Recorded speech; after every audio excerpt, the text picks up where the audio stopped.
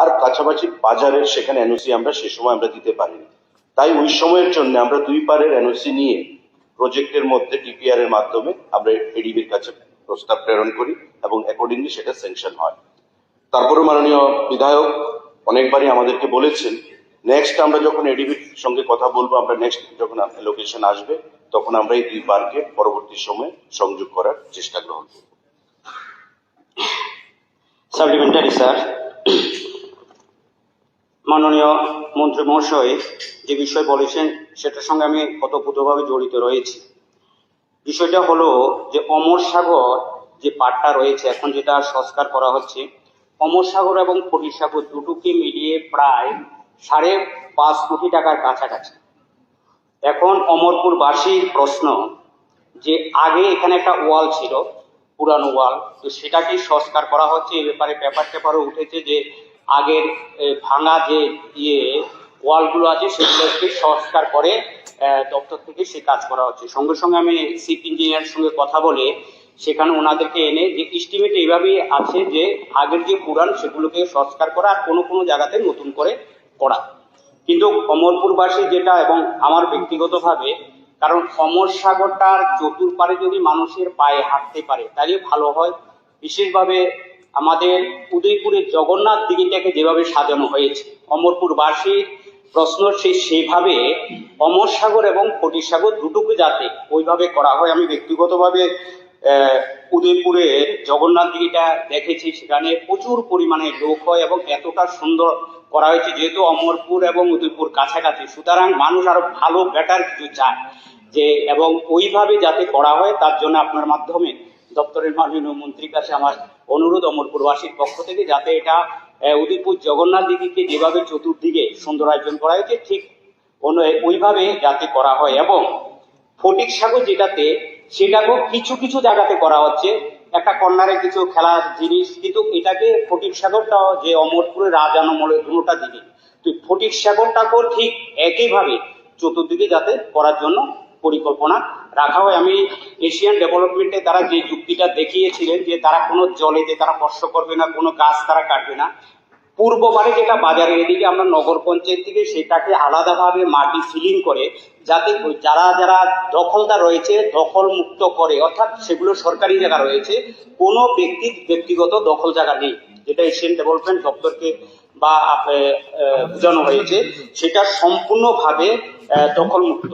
এটা সম্পূর্ণভাবে সেগুলো নগর পঞ্চায়েতে আয়ত্তে রয়েছে এবং নগর পঞ্চায়েতে প্রায় 18 লক্ষ টাকা খরচ করে সেটাকে করাতে। এর জন্য নগর পঞ্চায়েতকে একটা ডিপিআর তৈরি করে রাজ্য সরকারের কাছে দেওয়া হয়েছিল স্পেশাল রেজিস্ট্রেশনের মাধ্যমে, যাতে ওটাকে করা হয় যদি এশিয়ান ডেভেলপমেন্ট করতে অপারগ হয়। তো সুতরাং অমরপুরবাসীর পক্ষ থেকে আমার যে বক্তব্যটা, যে অমরপুর মানুষ চাইছে যে অমরপুরে আপনার কল্যাণে, কারণ ওখানে ছবি মুড়ার কারণে এবং বিশেষভাবে নারিকেলপুঞ্জে প্রচুর পরিমাণে পর্যটকরা যায়। এর পাশে অমরপুরে পুরান প্রাচীন মাতা শ্রী শ্রী মঙ্গলচণ্ডী মন্দিরটা রয়েছে। তো মঙ্গলচণ্ডী মন্দির এবং অমর সাগরকে তার সঙ্গে একটা প্রজেক্ট তৈরি করলে তার আকর্ষণ এবং ট্যুরিজমের ক্ষেত্রে এবং যারা পর্যটক তাদেরকে আরো বেশি আকর্ষিত করবে।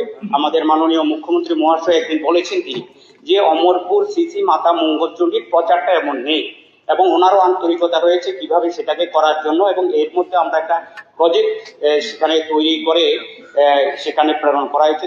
দুটোটা বিষয়কে যাতে সেটাকে একটু গুরুত্ব দিয়ে বা পর্যটনকে আরো বেশি আকর্ষণ করার জন্য অমর সাগর এবং মাতা চণ্ডীবাড়িকে যাতে সাজিয়ে তোলা হয়। মাননীয় স্পিকার স্যার, আমার একটা সাপ্লিমেন্টারি,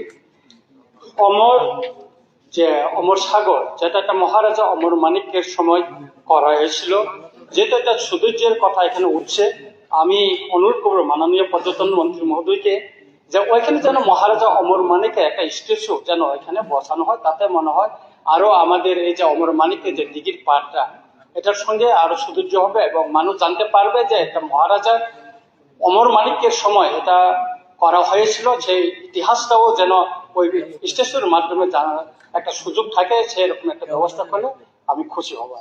ধন্যবাদ। সাপ্লিমেন্টারি স্যার, এই কৈলাসহর ত্রিপুরা মহারাজার আমলে প্রথম রাজস্ব মহকুমা, এখানে 3টা দিঘি আছে শহরের মধ্যে, কাপজান দিঘি, এবং কাতাল দিঘি, কালী দিঘি, এটা সংস্কার করে অনুরূপ উদয়পুর, অমরপুরের মধ্যে করা হবে কিনা মন্ত্রী মহোদয়ের কাছে জানতে চাই। মাননীয় অধ্যক্ষ মহোদয়, মাননীয় বিধায়ক রঞ্জিত দাস যে প্রস্তাব রেখেছেন, আমি আগেই বলেছি যে আমাদের যে ছবি মোড়ার যে নতুন করে মাননীয় মুখ্যমন্ত্রীর হাত ধরে আমরা তার শিলান্যাস করেছি সৌন্দর্যায়নে, এবং আগামী 6 থেকে 7 মাসের মধ্যে প্রজেক্টটা আমাদের কাছে হ্যান্ড ওভার করা হবে। তারই একটা পার্ট বা কম্পোনেন্ট হচ্ছে আপনাদের এই দিঘির যে বিভিন্ন পাড়ের সৌন্দর্যায়ন করা। তার থেকে যে তথ্য আমার কাছে আছে, ডিপিআর যখন তৈরি হয়েছে তখন এনওসি দেওয়া ছিল না, যে কারণে আমরা ডিপিআর এ ওই দুটো পার্কে একত্রিত করতে পারিনি। তা আপনি বিধায়ক হিসেবে সেই উদ্যোগটা নিয়েছেন। পরবর্তী সময় আমি আপনাকে ধন্যবাদ জানাবো। তো আমি অনুরোধ করবো, আপনার কাছে আহ্বান জানাবো যে আগামী দিনে যে এনওসি গুলো দেওয়ার আমাদেরকে ব্যবস্থা করবেন। নেক্সট ডে আমি এসুরেন্স দিচ্ছি আপনাকে যে কোনো একটা প্রজেক্ট অ্যাকোমোডেট করে তার সৌন্দর্যায়ন যে লেফট আউট যে পোর্শন গুলো সেগুলোকে আমরা ইনক্লুড করব। মাননীয় বিধায়ক রঞ্জিত দেববর্মা যেটা বলেছেন, অমরপুরে অমর মানিক্যের, মহারাজ অমর মানিক্যের মূর্তি সম্পর্কে আমি দপ্তরের সঙ্গে আলোচনা করবো বিষয়টা। এবং মাননীয় বিরজিৎ বাবু, মাননীয় বিধায়ক যেটা প্রশ্ন করেছেন, আমরা একসঙ্গে না করতে পারলেও আপনার কৈলাসহর বিগত 25 বছর বাম শাসনে একটা স্থান ছিল না যেখানে গিয়ে মানুষ একটা আনন্দ বিনোদন করতে পারে। আমাদের 59 হেরিটেজ সাইট হিসেবে ঘোষণা করা হয়েছে, কিন্তু 59তে গিয়ে বা কৈলাসহরে গিয়ে একটা থাকা খাওয়ার জায়গা ছিল না। 72 কোটি টাকা ব্যয় করে আমরা এশিয়ান ডেভেলপমেন্ট ব্যাংক থেকে এই ছবি মোড়ার এই যে প্রজেক্ট, এবং পাশাপাশি আমাদের সোনামুখীতে 59তে 72 কোটি টাকার প্রজেক্ট আগামী 7-8 মাসের মধ্যে আমাদের তৈরি হবে। একটা বিশাল রোবাস্ট ইনফ্রাস্ট্রাকচার নিয়ে। তো ধীরে ধীরে আমরা প্রতি জেলাকে সেখানে একত্রিত করছি, এবং আপনার যে প্রস্তাব সেটাও আমরা আগামী দিনে বিবেচনা করব, যদি কোনো প্রজেক্টের আওতায় সেটাকে ইনক্লুড করা যায়। ধন্যবাদ। পরবর্তী প্রশ্ন হচ্ছে যুগ্মভাবে শ্রী গোপাল চন্দ্র রায়, বনমালীপুর এমএলএ, এবং নির্মল বিশ্বাস, খোয়াই এমএলএ। মাননীয় অধ্যক্ষ মহোদয়, আমার স্টার্ট কোশ্চেন নাম্বার 11।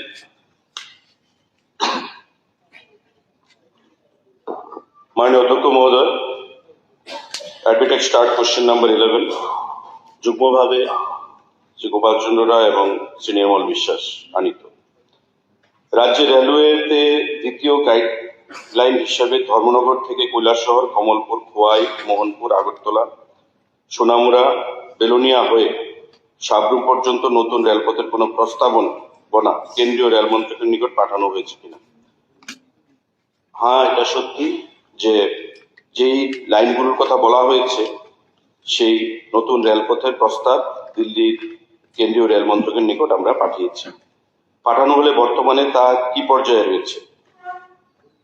একটা বিশাল অংশের সার্ভের কাজ সম্পন্ন হয়েছে, এবং 170 কিলোমিটারের একটা ডিপিআর, প্রায় 3,300 কোটি টাকার একটা ডিপিআর সেখানে বানিয়ে রেল দপ্তর নিজেরাই সেই সার্ভের কাজ সম্পন্ন করেছে, এবং বর্তমানে সেটা রেলওয়ের যে বোর্ড, সেই রেলওয়ে বোর্ডের অধীন রয়েছে।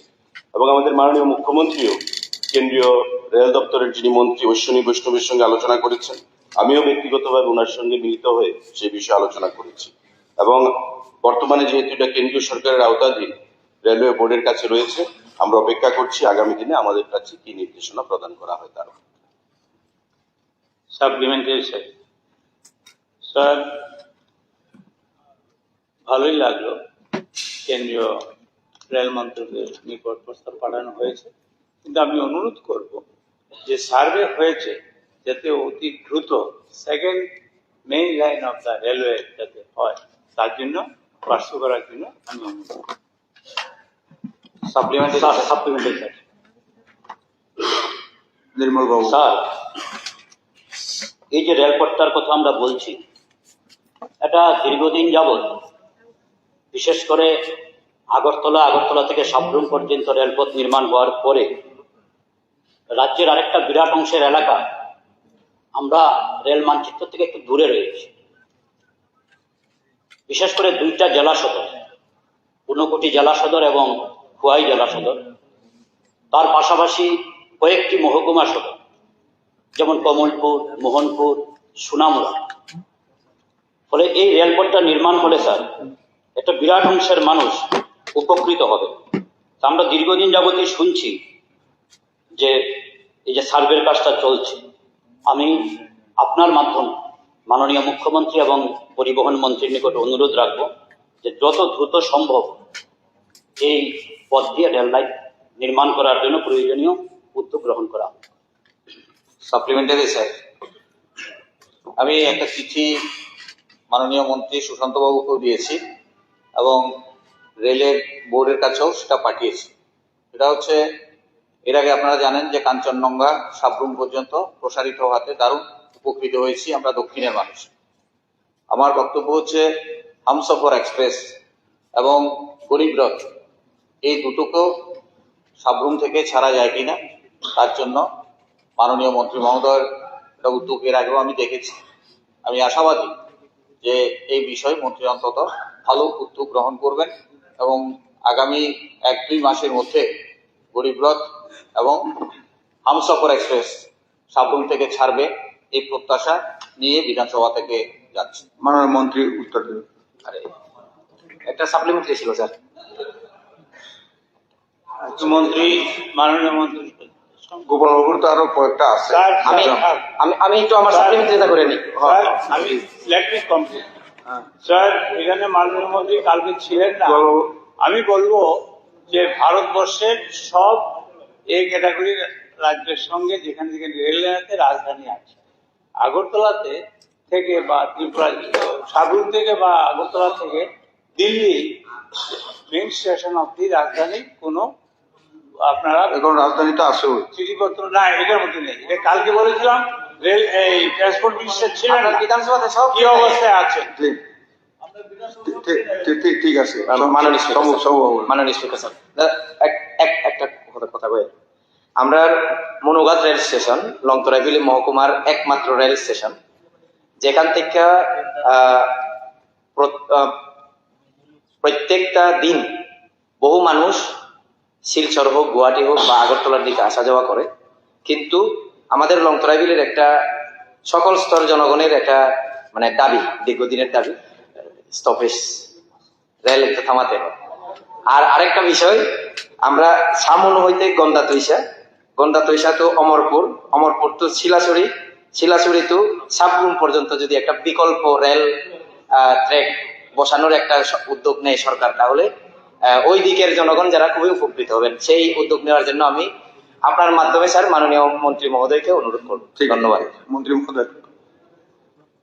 মাননীয় অধ্যক্ষ মহোদয়, সম্মানিত বিধায়ক নির্মল বাবুর যে প্রস্তাব, আমি আগেই বলেছি যে মাননীয় মুখ্যমন্ত্রী এ বিষয়ে যথেষ্ট আন্তরিক, এবং আমিও দপ্তরের মন্ত্রী হিসেবে দুবার মাননীয় রেলমন্ত্রীর সঙ্গে দেখা করে এই বিষয়গুলো উত্থাপিত করেছি, এবং নিশ্চয়ই যখন হবে খুব তাড়াতাড়ি যেন এটা এক্সপার্টেড করা যায় সে বিষয়ে আমাদের সরকারের মাননীয় মুখ্যমন্ত্রী এবং আমাদের দপ্তরের সেখানে ঐকান্তিক প্রচেষ্টা রয়েছে। দীপঙ্কর বাবু যে প্রশ্ন রেখেছেন যে 1-2 মাসের মধ্যে সেই এসুরেন্স তো আমরা দিতে পারবো না, বা এই হাউসও দিতে পারবে না, মাননীয় মুখ্যমন্ত্রীও দিতে পারবেন না। সম্পূর্ণ বিষয়টা হচ্ছে কেন্দ্রীয় সরকারের অধীন। তারা, আমি আগেই বলেছি যে সার্ভের কাজ চলছে, সার্ভের কাজ যখন তারা সম্পন্ন করবে তারপর তারা সিদ্ধান্ত নেবে। নির্মল বাবুর প্রশ্ন বা গোপাল বাবুর প্রশ্ন, আপনার যেটা যে হামসফর এক্সপ্রেস সাবরুম থেকে সেখানে ছাড়ার ব্যবস্থা করা, আপনি নিশ্চয়ই জানেন আমি আপনাকে অ্যাকনোলেজমেন্টও দিয়েছি চিঠির, আপনি যে চিঠি আমাকে পাঠিয়েছিলেন, এবং আপনার প্রস্তাব আসা মাত্র আমি সঙ্গে সঙ্গে কেন্দ্রীয় রেল দপ্তরের মন্ত্রীর কাছে আমি পাঠিয়ে দিয়েছি, এবং তার রিসিপ্টও আমি আপনাকে দিয়েছি। যে প্রস্তাবগুলি আপনি করেছেন আমরা কিন্তু এটাকে ফরওয়ার্ড করেছি বা টেক আপ করেছি কেন্দ্রীয় সরকারের সঙ্গে। কেউ কখনো ভাবতে পারেনি যে সাবরুম থেকে কাঞ্চনজঙ্ঘা এক্সপ্রেস ছাড়বে, আজকে সাবরুম থেকে কাঞ্চনজঙ্ঘা এক্সপ্রেস আছে। কেউ কখনো ভাবতে পারেনি যে সাবরুম এবং আগরতলার মধ্যে 4টে সেখানে ডেমো ট্রেন চলবে, আজকে কিন্তু প্রতিদিন 4টা ডেমো ট্রেন চলছে সাবরুম এবং আগরতলার মধ্যে। কেউ কখনো ভাবতে পারেনি যে ত্রিপুরা রাজ্যের সঙ্গে বহির্রাজ্যে 13টা এক্সপ্রেস ট্রেন সেখানে চলবে, আজকে কিন্তু 13টা এক্সপ্রেস ট্রেন ত্রিপুরার সঙ্গে বহির্রাজ্যের সঙ্গে আমাদের কানেক্টিভিটি রয়েছে। তো ধীরে ধীরে সমস্ত কিছুই হবে, বা দক্ষিণ জেলার সাবরুম পর্যন্ত যে রেলওয়ে ট্র্যাক আমাদের এক্সটেনশন হয়েছে সেটাও কিন্তু আপনারা কখনো কল্পনা করতে পারেন, আমাদের সরকার কিন্তু সেটা করেছে। এবং এটাই হচ্ছে ডাবল ইঞ্জিন সরকারের সুফল। তো আগামী দিনে এই জিনিসগুলো আমাদের মাথায় রয়েছে, মাননীয় মুখ্যমন্ত্রীর মাথায় রয়েছে, নিশ্চয়ই আমরা সেই জিনিসগুলো দেখব এবং যত তাড়াতাড়ি এখানে ধর্মনগর, কৈলাসশহর, কমলপুর, খোয়াই, মোহনপুর, আগরতলা, সোনামুড়া, সাবরুম, বেলুনিয়া, এই যে আমাদের এলাকা যেগুলো বাদ গেছে সেগুলো কিভাবে আরো রেলওয়ে কানেক্টিভিটির আওতায় আনা যায় সে বিষয়ে আমাদের দৃষ্টি রয়েছে, সরকারের দৃষ্টি রয়েছে। পরবর্তী প্রশ্ন অনারেবল মেম্বার গোপাল চন্দ্র রায়।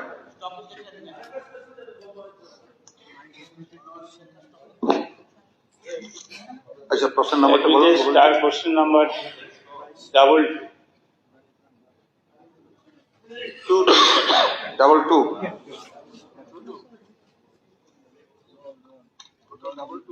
হ্যাঁ, ডাবল টু।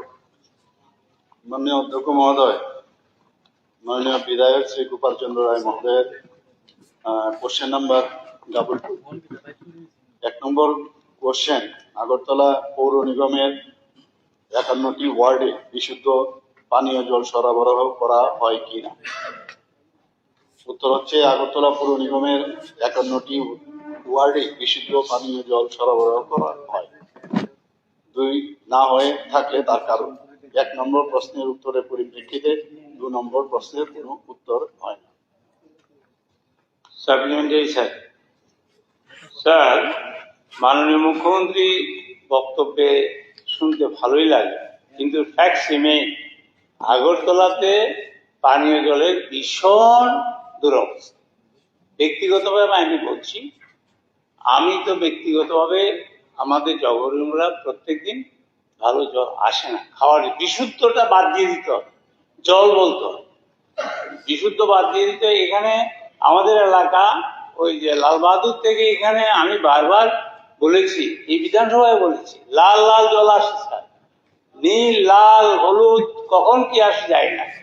আজকে যেটা আমি বলবো, মাননীয় মুখ্যমন্ত্রী এলাকায় বলছি যে আপনার নদীর, হাওড়া নদীর দক্ষিণ পাড় একটা ওয়ার্ডেও পানীয় জল, বিশুদ্ধ পানীয় জল পাওয়া যায় না। ট্রিটমেন্ট প্ল্যান্ট কংগ্রেসের সময় কলেজে একটা হয়েছিল, যেটা আমলে স্যার বটদোয়ালি একটা হয়েছিল, রতনবাবু তখন আপনি কংগ্রেস ছিলেন।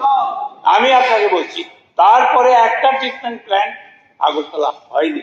তাইলে এই যে সবকা সাথ সবকা বিকাশ, আমরা সর্বনাশ না বিকাশ আমি জানি না, তবে আমরা তো জল পাচ্ছি না স্যার। আমি নিজেই বাড়িতে পাম্প ওয়েল আমাকে বসাতে, পাম্প টিউবওয়েল আমাকে বসাতে হয়েছে, কারণ আমাদের রতনবাবুকে একটু বিদ্যুৎ বিল দিতে হয়, কিন্তু ইলেকট্রিকের মাধ্যমে জল তুলতে হয়। আচ্ছা, আমি আপনাকে প্রশ্ন রাখছি, মাননীয় মুখ্যমন্ত্রীকে বলবো, বাজারঘাট, তারপরে আপনার এলাকা সূর্যমণিনগর, প্রতাপগড়, এখানে যেই এই ওয়ার্ডগুলি আছে আপনার 41, 42, 49, 50, 14, আমি সবগুলি আমার কাছে এখানে আছে। আমি আপনাকে বলছি, ওই পার তো পাওয়া যায় না। আর ওইদিকে আপনার কাটাখালের পরে একটা সুদীপবাবুর এলাকাও আছে, ওইখানে কিন্তু পানীয় জলে ঠিক বিশুদ্ধ পানীয় জল পাওয়া যায় না, টেপ আছে, জল নেই। সুতরাং মাননীয় মুখ্যমন্ত্রীকে আমি অনুরোধ করব, এখানে সারা ত্রিপুরা রাজ্যে জলের হার, আপনি বলবেন জলের লেয়ার নেমে গেছে। আজকে একটা দৈনিক পত্রিকা কালকে দেখেছি, বিরাট আধা পৃষ্ঠা লেখা আছে, আপনি স্যার জনজাতির মা বোনেরও লাইন দিয়েছে, এই জল নেই, জলের জন্য হাহাকার, রাস্তারও রতনবাবুর এলাকাতেও আছে। এখানে আমি আচ্ছা, প্রশ্নতে আসেন। স্যার, প্রশ্ন হলো, মাননীয় মুখ্যমন্ত্রীকে বলবো, ওনার এলাকা সহ সমগ্র আগরতলা পৌর এলাকায় আপনি পানীয় জলের ব্যবস্থার জন্য আমাদের আর মিনিমাম দুটো ট্রিটমেন্ট প্ল্যান্টের ব্যবস্থা করবেন কিনা, করে পানীয় জলের ব্যবস্থা করবেন কিনা। সাপ্লিমেন্টারি স্যার, মাননীয় মুখ্যমন্ত্রী বলেছেন যে এখানে হাউসে যে 51টা ওয়ার্ডে বিশুদ্ধ পানীয় জলের সুব্যবস্থা আছে। স্যার, আমি বলবো, এখানে আমি গোপালবাবু অনেকটি ওয়ার্ডের নাম বলেছে, শুধু আমি একটা ওয়ার্ডের নামই বলছি, 41 নম্বর ওয়ার্ড। এখানে একটা বাড়িতেও বিশুদ্ধ পানীয় জলের সুবন্দোবস্ত নেই। ওই অনেক আগের যে ডিপ টিউবওয়েল আছে, ওই ডিপ টিউবওয়েলের জলই পায়।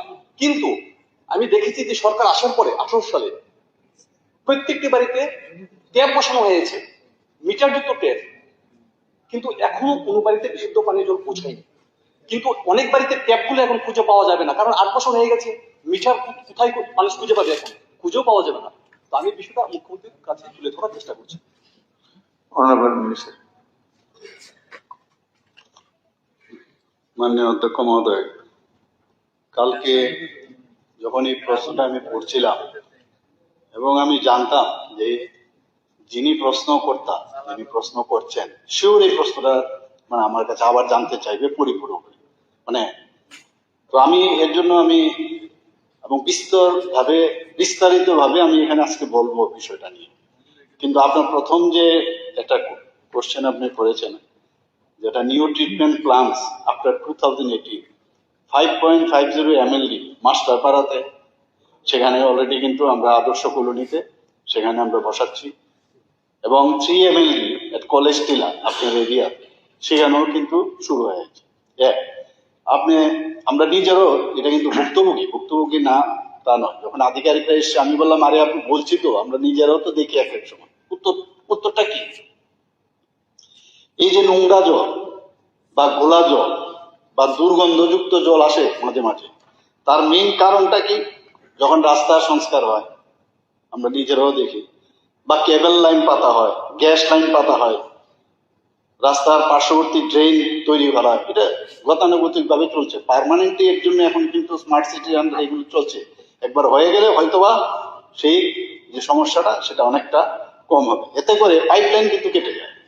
পাইপলাইন যখন কেটে যায় তখন রাস্তার যে নোংরা জল বা ঘোলা জল বা দুর্গন্ধযুক্ত জল সেগুলো কিন্তু তখন চলে আসে মেইন যে আমাদের লাইনগুলো আছে সেখানে চলে আসে। এগুলো কিন্তু হলে তো কিছু করার নেই, এগুলো অ্যাক্সিডেন্টাল আমি বলতে পারবো। তো সাথে সাথে দপ্তর কিন্তু যায়, গিয়ে ঠিক করে তবেই আবার নতুন করে ভালো জল আসে। আমাদের নিজেদের বাড়ি ঘরেও সেটা হয়, এবং সেখানে রিপেয়ার এবং মেনটেন্যান্স কিন্তু করি আমরা। আরেকটা বিষয় এটা মানতে আমাদের সবাই উচিত, যে জলের প্রেসার ত্রিপুরাতে বা আগরতলাতে আমাদের কম থাকার কারণে ওই পয়সা দিয়ে ফেরুল খুলে যে তোমায় ভাই ফেরুলটা লাগাবে না। ফেরুল মানে ওয়ান ওয়ে, কিন্তু জলটা যখন প্রেসার আসে তাহলে জলটা যখন সাপ্লাই হয় নিজের জলের ট্যাঙ্কির ভিতরে জলটা যায়। এখন ফেরুল যেহেতু খুলে ফেলেছে, এতে করে যখন জল যায় উল্টো জল কিন্তু আবার যদি তার ট্যাঙ্ক যদি পরিষ্কার না করে নিয়মিত, তাহলে কিন্তু সেই জল উল্টো আবার সেই আপনার যে মেইন পাইপলাইন সেখানে চলে আসে। এটা একটা সমস্যা, যে কারণে এই প্রবলেম গুলো হয়। এর জন্য একটা ক্যাম্পেইন মিউনিসিপ্যালিটি থেকে করছে, ক্লিন ইউর ট্যাঙ্ক ক্যাম্পেইন, এবং এর জন্য বিভিন্ন যেসব মেলা, এক্সিবিশন এবং আমরুত মিত্র সেলফ হেল্প গ্রুপ মেম্বাররাও এই নামে তারা বাড়ি বাড়ি গিয়ে সেই প্রচার করছে। আর আমি পুরো বিষয়টা আমাদেরও পড়তে গিয়ে কালকে আমি দেখলাম, আমরা দূর থেকে এরকমই মনে হয়। মাননীয় বিধায়ক মহোদয় যেটা বললেন, এখানে কিন্তু সবকটার আনসারই হবে আমার মনে হয়, যে আগরতলা পুর নিগম এলাকায় ত্রিপুরা জল বোর্ড, DWS ডিভিশন আগরতলা 1 এবং 4টি DWS সাব ডিভিশনের মাধ্যমে প্রতিদিন জল সরবরাহ করে থাকে। বর্তমানে আগরতলা পুর নিগম এলাকায় 13টি surface water treatment plant, surface water মানে আমাদের যে হাওড়া জল, হাওড়া নদী থেকে সেটা আসে। গ্রাউন্ড ওয়াটার ট্রিটমেন্ট প্ল্যান্ট, এখন জানেন যে গ্রাউন্ড ওয়াটার থেকে আমাদের জল আনতে হয়। এর মাধ্যমে আমাদের জল সরবরাহ তো হয়, তার ছাড়াও 31 মডিফাইড আয়রন রিমুভাল প্ল্যান্ট সেটাও বসানো হয়েছে, 6টি package type iron removal plant এবং 77টি গভীর নলকূপের মাধ্যমে পানীয় জল সরবরাহ করা হয় নিয়মিত। Every day it is happening. এখানে আগরতলা পুর নিগম এলাকায় মোট যে পরিমাণ জল সরবরাহ করা হয় তার মধ্যে 25% যদি পার্সেন্টেজে যাই আমরা, 25% সারফেস ওয়াটার মানে হাওড়া নদী থেকে যেটা আনা হয়, এবং 75% গ্রাউন্ড ওয়াটার। এই সরবরাহকৃত যে গ্রাউন্ড ওয়াটারের মধ্যে আমরা সবাই জানি যে আয়রন মিশ্রিত জল আসে। এখন IS 10500/2012 অর্থাৎ 2012 ভারতে যে ইন্ডিয়ান স্ট্যান্ডার্ড এবং এটা হচ্ছে 10500 বলে একটা নাম্বার, সেখানে এটা সেকেন্ড ডিভিশন হয়েছে। সেখানে বলা হয়েছে কি আয়রন যদি থাকেও তার যদি পরিমাণ লিটার প্রতি 0.30 মিলিগ্রাম যদি থাকে সেটা কিন্তু গ্রহণযোগ্য, মানে তাতে শরীরের কোনো প্রবলেম হবে, অলরেডি সেই নির্দেশিকা আছে। এবং তবুও যে সমস্ত এলাকায় আয়রনের পরিমাণ বেশি থাকে ওইসব এলাকায় ground water treatment plant, modified iron removal plant, package type iron removal plant তৈরি করে আয়রনের পরিমাণ কমানো হয় এবং তারপরে কিন্তু জল সরবরাহ করা হচ্ছে। এখানে গ্রাউন্ড ওয়াটার নিয়ে আমরা অনেকবার, আপনিও কয়েকবার কথা বলেছেন, গ্রাউন্ড ওয়াটার এক্সট্রাকশন। এক্ষেত্রে ত্রিপুরার জন্য সেন্ট্রাল ওয়াটার বোর্ড এটা যে নির্দেশিকা বা নির্ধারণ করেছে তার লিমিট দিয়েছে 60.60% আপনি এক্সট্রাক্ট করতে পারবেন, যেখানে ত্রিপুরাতে বর্তমানে মাত্র 10.06% জল আমরা এক্সট্রাক্ট করি। অর্থাৎ আমরা প্রচুর পরিমাণে জল, এই যে 10% বাদ দিলে বাকি জল কিন্তু আমাদের ভগবানই আমাদের বাঁচিয়েছে, কারণ আমাদের এখানে তো বরফ বলে জল আসার সুবিধা নেই, মাটির জল থাকাতে, এবং সেটাকে পিউরিফাই করে দেওয়ার ব্যবস্থা এই ধরনের নতুন নতুন পদ্ধতি আসছে তার মধ্যে দেওয়া হচ্ছে। এই যে প্যাকেজ টাইপ IRP, এটা কিন্তু pre engineer modular water treatment system. আর IS 10500/2012 এটা হচ্ছে যে Indian standard in 2012 with numbers related to drinking water. এগুলো কিন্তু যা বর্তমানে যা এখানে আগরতলাতে দরকার বা ত্রিপুরাতে দরকার সেই ব্যবস্থায় কিন্তু পুর নিগম কিন্তু সেই কাজটা করছে। এখন লোকেরও বিষয় আমাদের দেখতে হবে যে লোক সংখ্যা কত, আমাদের আগরতলাতে ফ্যামিলি কত, তো সেই অনুযায়ী আগরতলা পুর নিগম এলাকায় মোট লোক সংখ্যা যা তথ্য আছে এখনো, সেই তথ্য অনুযায়ী 5,79,418 জন। তো সেই অনুযায়ী প্রতি ব্যক্তি হিসাবে 135 লিটার যে আমরুত গাইডলাইন দেওয়া আছে সেই অনুযায়ী কিন্তু তাদের জলের চাহিদা। সেই হিসাবে প্রতিদিন মোট জলের চাহিদার পরিমাণ তাহলে কত হবে? 78.22 মিলিয়ন লিটার। কাজেই মোট এই যে বিষয়টা প্রতিদিন 70 মিলিয়ন, এখানে 78.22 মিলিয়ন লিটার বলছে যদি আমরা প্রতিদিন হিসাব করি এবং লোকের যদি আমরা গুণ করি, তাহলে প্রতিদিন 70 মিলিয়ন লিটার জল আমরা কিন্তু মিউনিসিপ্যালিটির তরফ থেকে সেটা সরবরাহ করা হচ্ছে। অর্থাৎ এই যে বাকি যে বিষয়টা আছে সেখানে অনেকের বাড়ি, এছাড়া এই যে বাকিটাতে আছে অনেকের বাড়িতে নিজস্ব সোর্স, যেটা আপনি বললেন আপনার বাড়িতে লাগিয়েছেন, আমাদের বাড়িতে অনেকের বাড়িতে লাগায়, সেখানে সোর্স শ্যালো টিউবওয়েল বা স্মল বোর টিউবওয়েল বসানো হয়েছে। তো সেটাকে দিয়ে কিন্তু অনেকটা, আর তাছাড়া যে সব পরিবারে এখনো জলের লাইন দেওয়া যায়নি, তাদের যে বাড়ির সামনে বা ওই মানে পাড়ার একটা হাইড্রেন থাকে, সেখান থেকেও কিন্তু হাইড্রেন থেকে সেই জল তারা সংগ্রহ করে। এখন জলের গুণগত মানটাও দেখা দরকার। সেখানে ওয়াটার ট্রিটমেন্ট প্লান্টে যে জল পরীক্ষাগার আছে, সেখানে প্রত্যেক দিন জলের গুণগত মান পরীক্ষা করা হয়। এছাড়াও প্রত্যেক ওয়ার্ডে SHG মেম্বারদের যে অমৃত মিত্র নাম দেওয়া হয়েছে, নিয়োগ করা হয়েছে, ওনারা দপ্তর থেকে ফিল্ড টেস্টের কিট আছে, সেই কিট নিয়ে গিয়ে বাড়ির মধ্যে গিয়ে জলের গুণমান পরীক্ষা করে জল ব্যবহারকারী গ্রাহকদের সেই বিষয়ে জানিয়ে দেন আগে, এবং কি পজিশন আছে জলের যে স্ট্যাটাসটা কি সেটা বলে। গত বছর থেকে অমৃত মিত্র SHG মেম্বারদের দিয়ে AMC এরিয়াতে প্রতি ওয়ার্ডে এই যে clean your water tank campaign আমি একটু আগে যেটা বললাম সেটা করানো হয়েছে, এবং বাড়ি বাড়িতে লিফলেটও কিন্তু দেওয়া হচ্ছে, যাতে করে প্রত্যেকেই 6 মাসে অন্তপক্ষে একবার করে তাদের যে ট্যাঙ্ক আছে সেটা যেন পরিষ্কার করে। অ্যাওয়ারনেসও কিন্তু চলছে। আগরতলা পুর নিগম এলাকায় অধিকাংশ জল সরবরাহের জন্য যে ডাকটাইল আয়রন পাইপ, আগে আয়রন যে ছিল পাইপ, আমরা সবাই জানি এই আয়রন পাইপের থেকেও কিন্তু আয়রন আসে অনেক জায়গায়। আমি বলছি না কমপ্লিট হয়ে গেছে, এখনো অনেক পার্সেন্টেজ বাকি আছে। তো এখন কিন্তু এই ডাকটাল আয়রন পাইপ ব্যবহার করা হয়, যেগুলো কিন্তু অনেক উন্নত মানের, সেখান থেকে আয়রন জলের মধ্যে আসার সম্ভাবনা কম থাকে। এবং মেইন লাইনগুলো সবই ডাকটাল আয়রন পাইপ লাগানো হচ্ছে, এবং গলি পথে যেগুলো আছে সেগুলোর মধ্যে পলিভিনাইল ক্লোরাইড পাইপ ব্যবহার করা হতো। বর্তমানে এর থেকেও আরো উন্নত মানের, কারণ অ্যাডভান্স হচ্ছে সায়েন্স, সেখানে হাই ডেন্সিটি পলিথিলিন পাইপ ব্যবহার করা হচ্ছে।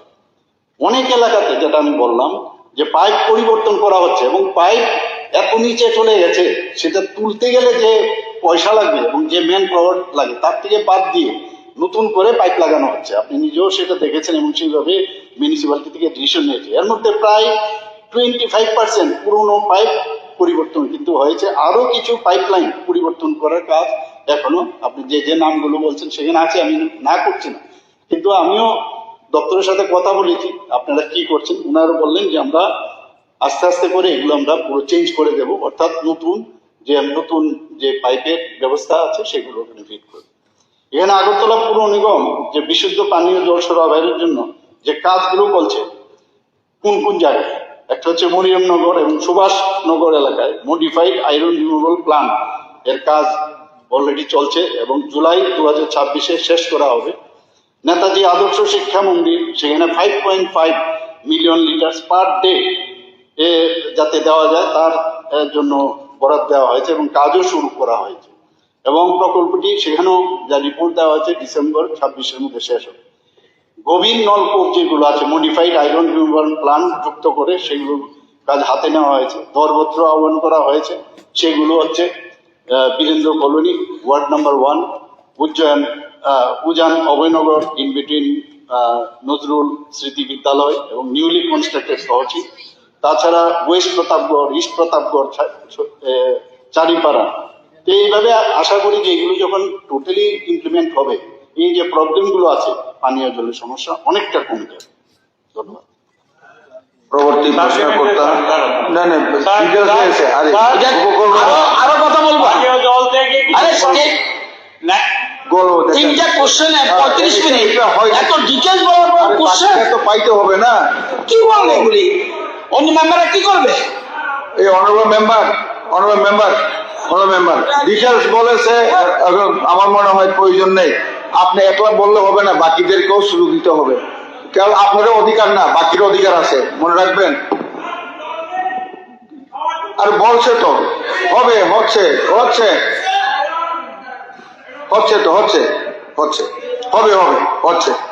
স্যার পরবর্তী প্রশ্নকর্তা হচ্ছেন অনারেবল মেম্বার দীপঙ্কর সেনজি। আরে একটু সাইলেন্ট রাখুন, গোলাবো আপনি সিনিয়র ম্যান। না আপনি অনেক ডিটেলস বলেছেন, অন্যকেও অধিকার দেবেন। আমরা চাই যত পারি বেশি করে এখানে প্রশ্ন উত্তর যাতে সবাই পায়, সরকার যাতে চলতে পারে। হ্যাঁ, দীপঙ্কর বাবু বলেন।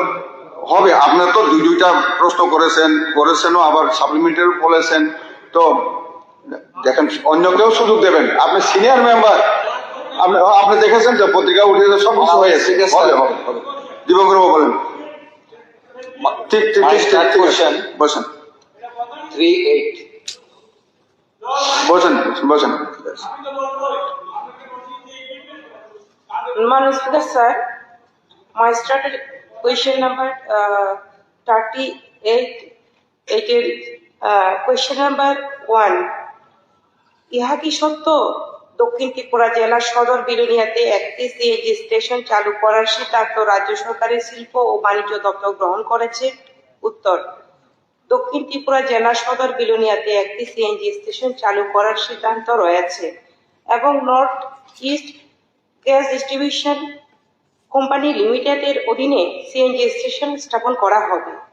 কোয়েশ্চেন নাম্বার 2, সত্য হলে তবে কবে নাগাদ তা চালু করা হতে পারে বলে আশা করা যায়?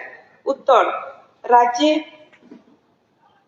রাজ্যে ইন্দ্রধনুষ gas grid limited pipeline commission করা হলে প্রযুক্তিগত সম্ভাব্যতার ভিত্তিতে পরিস্থিতি পর্যালোচনা করে সিএনজি স্টেশন স্থাপনের জন্য পরবর্তী পদক্ষেপ নির্ধারণ করা হবে। প্রশ্ন নম্বর 3, না হলে তার কারণ কি? উত্তর, উপরোক্ত প্রশ্ন উত্তরের পরিপ্রেক্ষিতে এই প্রশ্নটি প্রযোজ্য নয়। সাপ্লিমেন্টারি স্যার, এই কোশ্চেনটা গত দ্বিতীয় অধিবেশনে আমি তুলেছিলাম। এখন মাননীয় মন্ত্রী বলছেন, কিন্তু আমরা কেউ কিন্তু জানি না কোথায় হচ্ছে সেন্টারটা উনি যদি বলতেন ক্লিয়ার করে তাহলে এটা ভালো হতো, কিন্তু কোন স্থানে এইটা হচ্ছে এটা কিন্তু দক্ষিণ জেলার কোনো মানুষ সেখানে জানে না। দক্ষিণ জেলা রাজ্যের একটা বড় জেলা, সেখানে আগরতলার পরে বোধহয় সবচেয়ে বেশি গাড়ি চলাচল করে সেখানে। এখনো উদয়পুর এসে গ্যাস নিতে হচ্ছে আমাদেরকে। এই এতগুলো গাড়ি উদয়পুর এসে গ্যাস নেয়। গতবারও আমি দেখেছি অনেক জায়গায় সিএনজি স্টেশনে কতগুলো সেংশন বেরিয়েছে, কিন্তু একমাত্র দক্ষিণ জেলা আজকে এতদিন ধরে বলার পরও এখন পর্যন্ত আমরা কোনো সিএনজি স্টেশন সেখানের মধ্যে পাইনি। পাবলিক আন্ডারটেকিং কমিটির মিটিং ছিল, সেখানে একটা হচ্ছে কুমলুঙে, একটা হচ্ছে দক্ষিণ জেলা। এই দুটো বিষয় নিয়ে আমরা সেখানে চিঠি পাঠিয়েছিলাম, আমরা অ্যাসেম্বলিতেও দিয়েছি। দুই হচ্ছে সেখানে ওই দপ্তরের অফিসার যারা ছিলেন তাদের সঙ্গে আমাদের কথা হয়েছে। ওনাদের বক্তব্য হচ্ছে সিএনজি এখানের মধ্যে যুক্ত না, ওএনজিসি এখানে যুক্ত না, যার ফলে এটা দেবে অন্যেরা। আমার বক্তব্য এটাও থাকবে যে সিএনজি কে এই ওএনজিসি কে এই দক্ষিণ জেলার এই সরবরাহের সঙ্গে যুক্ত করা হোক। ওএনজিসি দিতে রাজি, কিন্তু ওরা বলছেন যে এটা আমাদের জুডিশিয়াল না, কাজে এটাকে যুক্ত করা হোক। দুই হচ্ছে মাননীয় মন্ত্রী বলছেন, কিন্তু আমরা তো জানি না কোন স্টেশনে হচ্ছে। আপনি একটু এটা ক্লিয়ার করার চেষ্টা করবেন, তাহলে পরে এটা মন্ত্রী বলবেন। এর সঙ্গে হচ্ছে মাননীয় মন্ত্রীকে আমি একসঙ্গে বলে দিচ্ছি, মাইছোড়াতে যে গ্যাস আছে সেখান থেকে চিঠিও দেওয়া হয়েছে যে বেলোনিয়া পৌর এলাকা এবং তার পাশে পাইপলাইনে আমরা গ্যাস দিতে পারি, এটা ইজিলি করা যেতে পারে।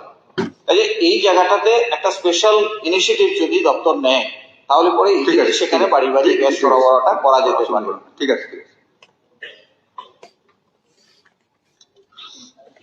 না না, একসাথে বলছি স্যার, এটার সাথে সোনামুড়া এবং কাঠালিয়া ব্লকে সিএনজি স্টেশন করার কোনো ইয়ে আছে কিনা? মাননীয় মন্ত্রী, honourable minister. Honour speaker sir, বর্তমানে দক্ষিণ ত্রিপুরা জেলার কোনো গ্যাস উৎস নেই।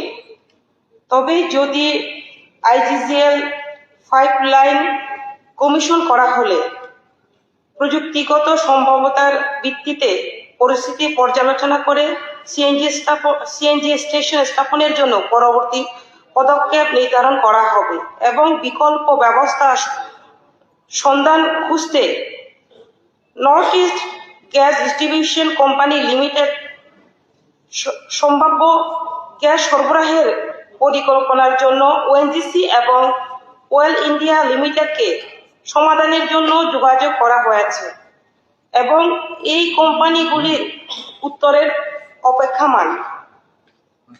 যদি আইজিজিএল পাইপলাইন কমিশন করা হয়, প্রযুক্তিগত সম্ভাব্যতার ভিত্তিতে পরবর্তী পর্যালোচনা যে সিএনজি স্টেশন সেটা পদক্ষেপ নেওয়া হবে। তার পাশাপাশি আমি বলতে চাই যে আমাদের সোনামুড়া স্টেশন স্থাপন করা হবে 6 মাসের মধ্যে। ধন্যবাদ। পরবর্তী প্রশ্ন। সাপ্লিমেন্টারি স্যার, আমার উত্তর পাইনি। উনি প্রথম বললেন যে এটা কাজ শুরু হয়েছে, আমি জিজ্ঞেস করলাম কোথায়, এখন বলছেন না এটা হয়নি। কথা তো দুরকম হলো। আমি আনসারই বলেছি, এখানে আমি আপনারা সকলে হাউস দেখেছেন আমি কি বলেছি, এখানে যে হয়েছে আমি বলিনি। আমাদের সিদ্ধান্ত রয়েছে যে আমরা করতে চাই, কেননা এখানে পর্যাপ্ত পরিমাণে উৎস থাকতে হবে, কেননা সেখানে উৎস নেই। তার জন্য আমরা বিভিন্ন যে আমাদের ওএনজিসির সঙ্গে কথা বলা থেকে শুরু করে আমরা নর্থ ইস্ট গ্যাস ডিস্ট্রিবিউশন যে কোম্পানি লিমিটেড যেটা আমাদের সেই অনুসন্ধান আমরা তার মাধ্যমে অনুসন্ধান আমরা করছি, যদি আমরা বিকল্প কি ব্যবস্থা করা যায় সেই চিন্তাধারার মাধ্যমে আমরা চাই যেভাবে দ্রুত করা যায় সেই ব্যবস্থা আমরা করছি। ম্যাডাম, পাইপলাইন না থাকলেও গাড়ি বোঝাই করে গ্যাস নিয়ে উদয়পুরে চালু হয়েছিল। আচ্ছা, ঠিক আছে, ঠিক আছে। এটা চালু করুন। না, দুই হচ্ছে আপনি ওএনজিসির আমি কথা আপনাকে বলছেন, ওএনজিসি কে দক্ষিণ জেলার সঙ্গে যুক্ত পাশাপাশি করুন। সোনামুড়া স্টেশন স্থাপন 6 মাসের মধ্যে হয়ে যাবে। ঠিক আছে, অনারেবল মেম্বার। তো যেখানে উৎস নেই সেখানে কিভাবে করব, তবে আমরা চেষ্টা চালিয়ে যাচ্ছি কিভাবে করা যায়। ঠিক আছে। পরবর্তী প্রশ্নকর্তা ইসলামউদ্দিন মহোদয়, অনারেবল মেম্বার।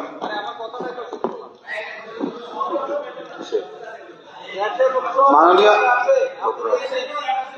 মাননীয় আচ্ছা ঠিক ঠিক মাননীয় অধ্যক্ষ মহোদয়, আমার স্টার কোয়েকশন নাম্বার 60 DWS। মাননীয় অধ্যক্ষ মহোদয়, মাননীয় বিধায়ক ইসলাম উদ্দিন মহোদয়ের স্টার্ট কোশ্চেন নাম্বার 60। প্রশ্ন 1, কদমতলা ব্লক এলাকায় DWS সাব ডিভিশন খোলার কোনো পরিকল্পনা দপ্তরে রয়েছে কিনা? উত্তর হচ্ছে, কদমতলা ব্লক এলাকায় DWS সাব ডিভিশন খোলার কোনো পরিকল্পনা আপাতত DWS দপ্তরের কাছে নেই। 2 নম্বর প্রশ্ন, থাকলে কবে নাগাদ হবে বলে আশা করা যায়? উত্তর হচ্ছে, 1 নম্বর প্রশ্নের পরিপ্রেক্ষিতে 2 নম্বর প্রশ্নের উত্তর আসে না। 3 নম্বর প্রশ্ন, না হলে তার কারণ। বর্তমানে ধর্মনগর DWS সাব ডিভিশন থেকে কদমতলা এলাকাটি দেখাশোনা করা হয়, তাই কদমতলা ব্লক এলাকায় নতুন করে কোনো DWS সাব ডিভিশন খোলার কোনো পরিকল্পনা আপাতত নেই। সাপ্লিমেন্টারি স্যার, উত্তর জেলার কদমতলা ব্লক সদর একটা মিনি শহর। এখানে CDPO office, PWD sub division, electric sub division, agriculture এবং ব্লক রয়েছে। জনসংখ্যা প্রায় 80,000-এর উপরে। তো কদমতলা ব্লক এলাকার Dharmanagar sub division DW sub ডিভিশনের আন্ডারে রয়েছে প্রায় 20 থেকে 25 কিলোমিটার, এবং কদমতলা ব্লক এলাকার মধ্যে পানীয় জলের সমস্যা প্রতিদিন হচ্ছে, এবং এখান থেকে যোগাযোগ করে এই সুবিধাগুলি মানুষ সময়মতো পাচ্ছেন না। তো আমার দাবি, কদমতলা যেহেতু মিনি শহর, এখানে বিভিন্ন ডিপার্টমেন্টের সাব ডিভিশন আছে, তো কদমতলা ব্লকে এরিয়ার মধ্যে, ব্লক সদর এলাকার মধ্যে যদি DWS এর একটা সাব ডিভিশন হয়, তো এই এলাকার মানুষ উপকৃত হবে, বিভিন্ন সমস্যা খুব তাড়াতাড়ি তারা নিরসন করতে পারবেন। এটা হবে কিনা, ভবিষ্যতে হবে কিনা, মাননীয় মুখ্যমন্ত্রীর কাছে জানতে চাই। Honourable CM sir. স্যার, আমার একটা সাপ্লিমেন্টারি, খোয়াই সাব ডিভিশনে ডিস্ট্রিক্টে যে আমাদের খোয়াই সাব ডিভিশনে একটি DWS ডিভিশন খোলার জন্য সরকারের কোনো পরিকল্পনা আছে কিনা? তার সঙ্গে স্যার আমি বলতে চাই, IRP আয়রন রিমুভার প্ল্যান্ট, যেটা বর্তমানে আমাদের টেন্ডার হয়ে গেছে আমার পদ্ধতি, যেটা সাব ডিভিশনের আন্ডারে, ওটা কিন্তু দীর্ঘদিন টেন্ডার হওয়ার পরে কাজ শুরু হচ্ছে না। যে বাইরের যে এজেন্সি এখন পর্যন্ত কাজ করছে না, এটা শীঘ্রই এই কাজটা শুরু করা হবে কিনা এই বিষয়ে আমি একটি জানতে চাই। Honourable CM sir. মাননীয় অধ্যক্ষ মহোদয়, আমি বুঝলাম না, আমার কাছে তো আপনি 80,000 পপুলেশন বললেন, আমার কাছে যে আছে এখানে কদমতলা ব্লকে পরিবারের সংখ্যা হচ্ছে 14,174টি। তো এখানে যদি আমরা 3 জন করেও যদি আমি গুণ করি 342, তাহলে 342 80,000 হচ্ছে এভারেজ আর কি। আচ্ছা, যাই হোক, এখানে দেখুন ধর্মনগর মহকুমার যে কদমতলা ব্লক, সেই ব্লকের অধীনে পানীয় জলের যে উৎস, সেখানে 27টি গভীর নলকূপ আছে, 208টি স্বল্প বেশের গভীর নলকূপ আছে, 8টি যে ইনোভেটিভ আইডিয়ার মাধ্যমে প্রকল্প চালু আছে। এখানে আমি উল্লেখ করতে চাই, এই যে আমি পরিবারের সংখ্যা বললাম 14,174টি, এর মধ্যে প্রায় 9,987টি পরিবারের মধ্যে এই যে সোর্স গুলো আছে, সেই সোর্স থেকে পানীয় জল দেওয়া হচ্ছে। পাশাপাশি 5টি গভীর নলকূপ, 11টি স্বল্প বেশের গভীর নলকূপ এবং 9টি ইনোভেটিভ আইডিয়ার মাধ্যমে যে প্রকল্প, সেটার কাজ কিন্তু সেখানে চলছে। যদি এই প্রকল্পগুলোর মাধ্যমে আগামী দিনে যে অবশিষ্ট যেটা আছে আপনার, যেখানে আমি 14,174টি বললাম, তার মধ্যে 9,987 তারা জল পাচ্ছেন, যে অবশিষ্ট তাহলে কত রইল 4,187। এই যে আমি 5টা গভীর নলকূপ, এইটি যদি চালু হয়ে যায় তাহলে তারাও কিন্তু পেয়ে যাবে, অলরেডি সেগুলোর কাজ চলছে, নিশ্চয়ই আপনি জানেন। এবং আমার কাছে যা এখানে টাইম দেওয়া হয়েছে, টাইম লাইন, যে 2026 ডিসেম্বরে এই পরিকল্পনা শেষ হয়ে যাবে। আপনি যেটা দাবি করেছেন, আমি আবার আপনাকে বলছি যে ডিডব্লিউএস ডিভিশন, ধর্মনগরের অধীনে দুটো ডিডব্লিউএস সাব ডিভিশন কিন্তু অলরেডি রয়েছে, এবং সেটা ধর্মনগর ডিডব্লিউএস সাব ডিভিশন এবং আরেকটা পানিসাগর ডিডব্লিউএস সাব ডিভিশন, এবং যেখানে কদমতলা ব্লক, কলাছড়া ব্লক, সেইগুলো কিন্তু এই সাব ডিভিশন দ্বারাই কিন্তু পরিচালনা করা হয়, এবং যুবরাজনগর ব্লক ও পানিসাগর ব্লকের পানীয় জলের ব্যবস্থা পানিসাগর ডিডব্লিউএস সাব ডিভিশন দ্বারা হয়। এখানে আমি উল্লেখ করতে চাই যে ধর্মনগর ডিডব্লিউএস সাব ডিভিশন থেকে কদমতলা ব্লকের যে দূরত্ব অনলি 10 কিলোমিটার। সুতরাং বর্তমান পরিস্থিতিতে ডিডব্লিউএস যে সাব ডিভিশন আপনি যেটা করলেন, এখান থেকে যেহেতু দেখাশোনা প্রপারলি হচ্ছে, কোনো সমস্যা হচ্ছে না, তো আপাতত এই ধরনের যে চিন্তা ভাবনা নতুন করে খোলার প্রস্তাব দপ্তরের কাছে নিই। আচ্ছা, পরবর্তী প্রশ্নকর্তা অনারেবল মেম্বার তওয়াজ্জল হোসেন জি। ধন্যবাদ মাননীয় স্পিকার স্যার। আমার স্টার কোশ্চেন নাম্বার 6868।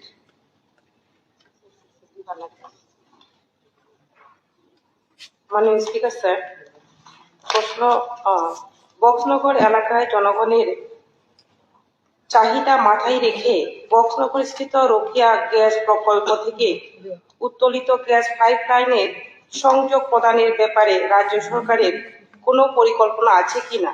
উত্তর, জিওগ্রাফিক্যাল এরিয়া 11.56 এবং জিএ 11.57 এর north east gas distribution company limited এর গ্যাসের প্রাথমিক উৎস হল নর্থ ইস্ট গ্যাস গ্রিড, যা মেসার্স আইটিজিএল দ্বারা তৈরি করা হচ্ছে। উল্লেখিত পাইপলাইনটি সম্পন্ন বা চালু হওয়ার পর NEGDCL প্রযুক্তিগত সম্ভাব্যতার পর্যালোচনা করে বক্সনগর এলাকায় গ্যাস সরবরাহের পরিকল্পনা করতে পারে। ধন্যবাদ। সাপ্লিমেন্টারি স্যার, আমাদের বক্সনগরে যে রুকিয়া থার্মাল পাওয়ার প্রজেক্ট 60 মেগাওয়াট তাপবিদ্যুৎ কেন্দ্র বহুদিন আগ থেকে চলছে। এবার নতুন করে আমাদের মাননীয় পাওয়ার মিনিস্টারের মাধ্যমে আমাদের 1000 কোটি টাকা ব্যয়ে 120 মেগাওয়াট বিদ্যুৎ উৎপাদনের আরো একটি নতুন প্রজেক্ট এই রুকিয়াতে স্থাপন করার জন্য আমাদের পাওয়ার মিনিস্টার উদ্যোগ নিয়েছেন এবং কাজ চলছে। এখন এখানে গ্যাস দিয়ে যেহেতু কারেন্ট উৎপন্ন হয়, আমাদের বক্সনগর এলাকার প্রায় 10টা গ্রাম পঞ্চায়েত এলাকা থেকে গ্যাসগুলো উত্তোলন করে ওএনজিসির মাধ্যমে সেটা দিয়ে আমাদের এই কারেন্ট উৎপন্ন হয়।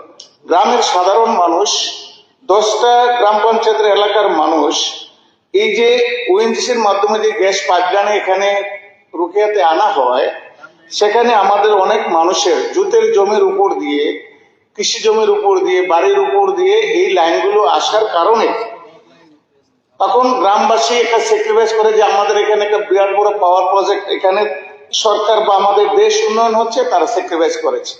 কিন্তু এখন প্রশ্ন হলো, কিছুদিন আগে, মাস 2-3 মাস আগে, যখন এই পাওয়ার 120 মেগাওয়াটের পাওয়ার প্রজেক্ট নতুন করে 1000 কোটি টাকার প্রজেক্ট কাজ শুরু হলো, তখন প্রায় 5 থেকে 7000 মানুষ আমার কাছে একটা ডেপুটেশনে মিলিত হয়েছে যে আমরা সরকারকে সহযোগিতা করছি এত বড় প্রজেক্টের জন্য, কিন্তু আমাদের এলাকার মধ্যে এখান থেকে যেহেতু গ্যাস দিয়ে কারেন্ট উৎপন্ন হয়, আমাদের বক্সনগর এরিয়ার মধ্যে পাইপলাইনের মধ্যে গ্যাস দিতে হবে।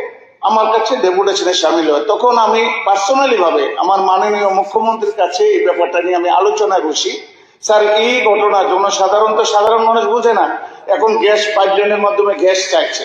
আমার মাননীয় মুখ্যমন্ত্রী বলেছেন যে এটা তো গেরিয়ার ব্যাপার, এটা আসলে প্রকৃত ব্যাপারটা কিভাবে হয় আমি জানি না, আমি তারপর এটাকে নিয়ে দেখছি। তারপর আমার মনে হয় যে এটা কনজিউমারের উপরে নির্ভর করবে, যে কনজিউমার কতজন, তারাও তো দেবে, তারাও তো প্রফিট চায়।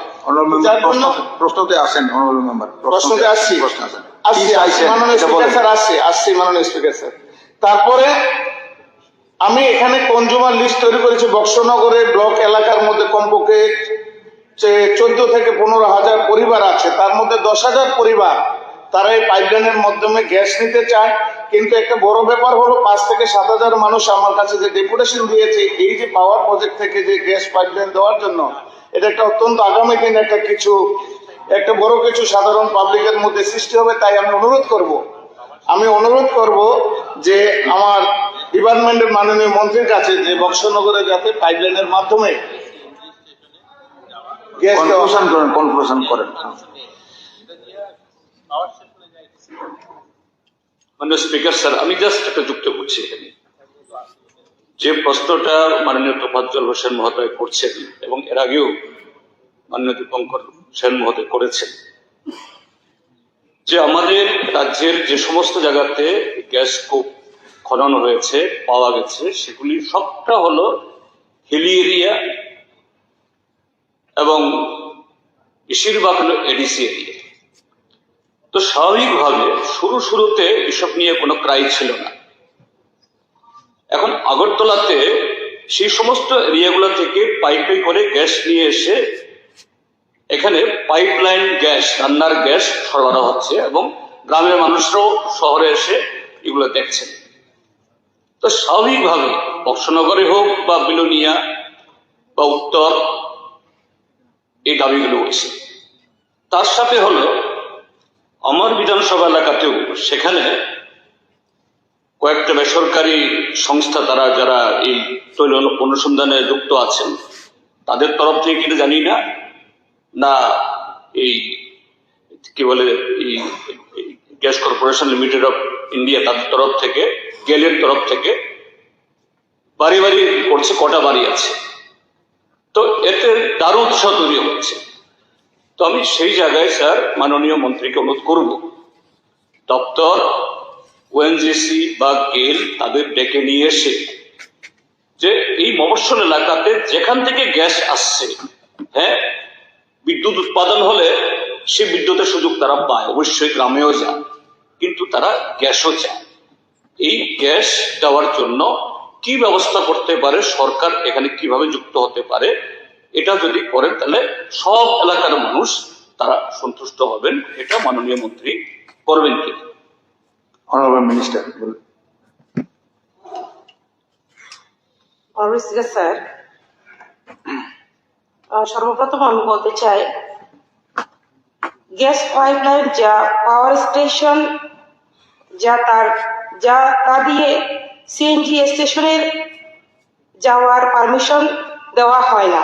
পাশাপাশি north east gas distribution company limited সম্ভাব্য গ্যাস সরবরাহের পরিকল্পনার জন্য ওএনজিসি এবং ওয়েল ইন্ডিয়া লিমিটেডকে সমাধানের জন্য যোগাযোগ করা হয়েছে এবং এই কোম্পানিগুলির উত্তরের অপেক্ষমান।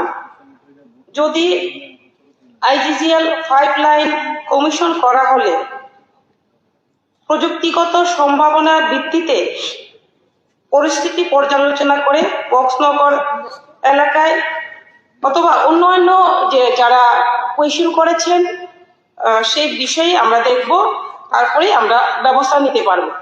ধন্যবাদ। আমার মাননীয় মুখ্যমন্ত্রী যদি এর সম্পর্কে একটু বলেন, ইন্টারভেন করেন, ভালো হয়। বিষয়টা এটা ত্রিপুরা রাজ্যের যে মফস্বল এলাকাতে যেখান থেকে গ্যাস উত্তোলিত হচ্ছে তাদের এটা তীব্র চাহিদা এবং কিভাবে মেটানো যায় টেকনিক্যালি বা যেভাবেই হোক। আমি যতটুকু এই বিষয়ে বুঝি আর কি, এখানে তো যে ওএনজিসি বলুন, গেল বলুন, যারা কিন্তু বিজনেসটা আগে দেখে। তো যেহেতু বিজনেস দেখে ওরাও কিন্তু সার্ভে করে ঠিক আছে, কোনো জায়গার থেকে তার উৎপন্ন হচ্ছে, সব ভালো, এবং নিশ্চয়ই তাদেরকেও দেওয়া উচিত আমি মনে করি। কিন্তু দিতে গিয়ে ওরা তো বিজনেসটা দেখে, ওইখানে কত রকমের মানে কতজন গ্রাহক আছে, কারা অ্যাপ্লাই করেছে কিনা ইত্যাদি দেখে কিন্তু তারপরে কিন্তু এটা দেয়। ইভেন আমি বলছি, আমি যে বাড়িতে আগে পুরনো যে বাড়ি আমার, সেখানে কতবার আমি বললাম যে আপনারা আমাদের এত মেইন আগরতলা শহরের সেন্ট্রালে আমি থাকি, অথচ এখানে আপনারা গ্যাস না দেন না। তো ওই উত্তরে আমি বলছি আপনাদের এখান থেকে তো আজ পর্যন্ত কেউ রিকুইজিশনই দেয় না, তো আমরা তো পয়সা ছাড়া আমরা যাবো না। মানে এই হচ্ছে বিষয়টা আর কি। তবুও আমি বিষয়টা নিয়ে যদি আমি দেখি যে, কারণ বিজনেস দে আর একদম কমপ্লিটলি বিজনেস পিপল, কাজে ওরা ওদের লাইন টানবে, অনেক পয়সা খরচ আছে। তো পয়সার পরিবর্তে পয়সা যদি না আসে, তবুও ওদের দেখে, আমি মাননীয় মন্ত্রী মহোদয় আছেন, একদিন আমরা বসবো বিষয়টা নিয়ে, এবং তাহলে আরো ক্লিয়ার হয়ে যাবে বিষয়টা আসলে কি এবং দেওয়া সম্ভব কিনা। আমি বলছি, আমি আরো যদি আনুষঙ্গিক আরো কিছু বিষয় থাকে, আমি তো I am not expert in this, তাহলে বসে আমরা কথা বলি যে প্রশ্নটা আপনি করলেন। আরেকটি প্রশ্ন, হয়তোবা 12টার মধ্যে এটা শেষ হবে না, তো আরেকটা প্রশ্ন দিচ্ছি। প্রশ্ন করতে হচ্ছেন অনারেবল মেম্বার জাদুলাল দেবনাথ। মাননীয় স্পিকার স্যার, আমার থার্ড কোয়েশ্চন নম্বর 79।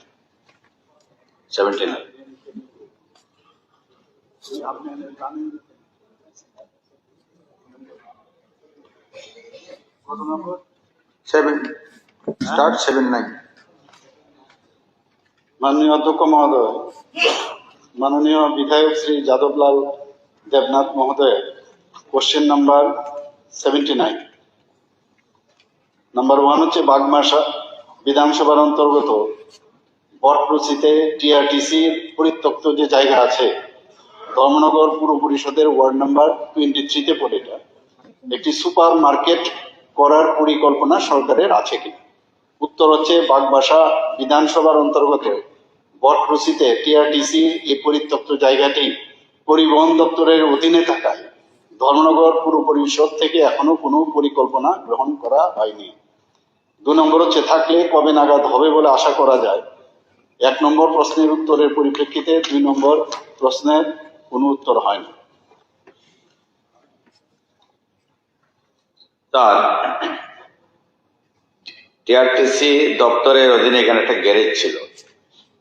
তো পূর্বতন বামফ্রন্ট সরকারের আমলে টিআরটিসি দপ্তরে তো সাংঘাতিক বেহাল অবস্থা করে গিয়েছেন, মন্ত্রী ছিলেন মাননীয় মানিক দে মহোদয়। ওই সময়ে টিআরটিসিতে অনেক বাস টাসও কিনা হয়েছে, অনেকগুলো এসি বাসও কিনা হয়েছে। আমি তথ্য সংগ্রহ করতে গিয়ে দেখেছিলাম যে এসি বাসগুলা কিনা হয়েছে, কিন্তু বাসগুলা কোথায় আছে এর কোনো হদিশ পাওয়া যাচ্ছিল না। চেসিস গুলা কিন্তু পাওয়া যায়নি, চেসিসও পাওয়া যায়নি যে কতটা বাস ত্রিপুরা সরকার ওই সময় কিনেছে। তো এই করে করে টিআরটিসির অবস্থা খুব খারাপ হয়েছে, এবং ওই সময় এই টিআরটিসি গ্যারেজটাও নষ্ট হয়ে গেছে। এই জায়গা অনেক মানুষ দখল করে ফেলছে।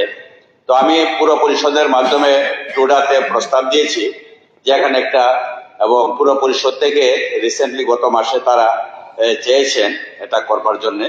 তো এই টিআরটিসির সম্পদটা রক্ষা করবার জন্য যদি আমরা এখানে দ্বিতল সুপার মার্কেট এখানে করি, তাতে গভর্নমেন্টের রেভিনিউ আসবে, বেকার ছেলেদের মেয়েদের মানে আর্থিক অবস্থার উন্নত হবে, রোজগারের পথ সুগম হবে।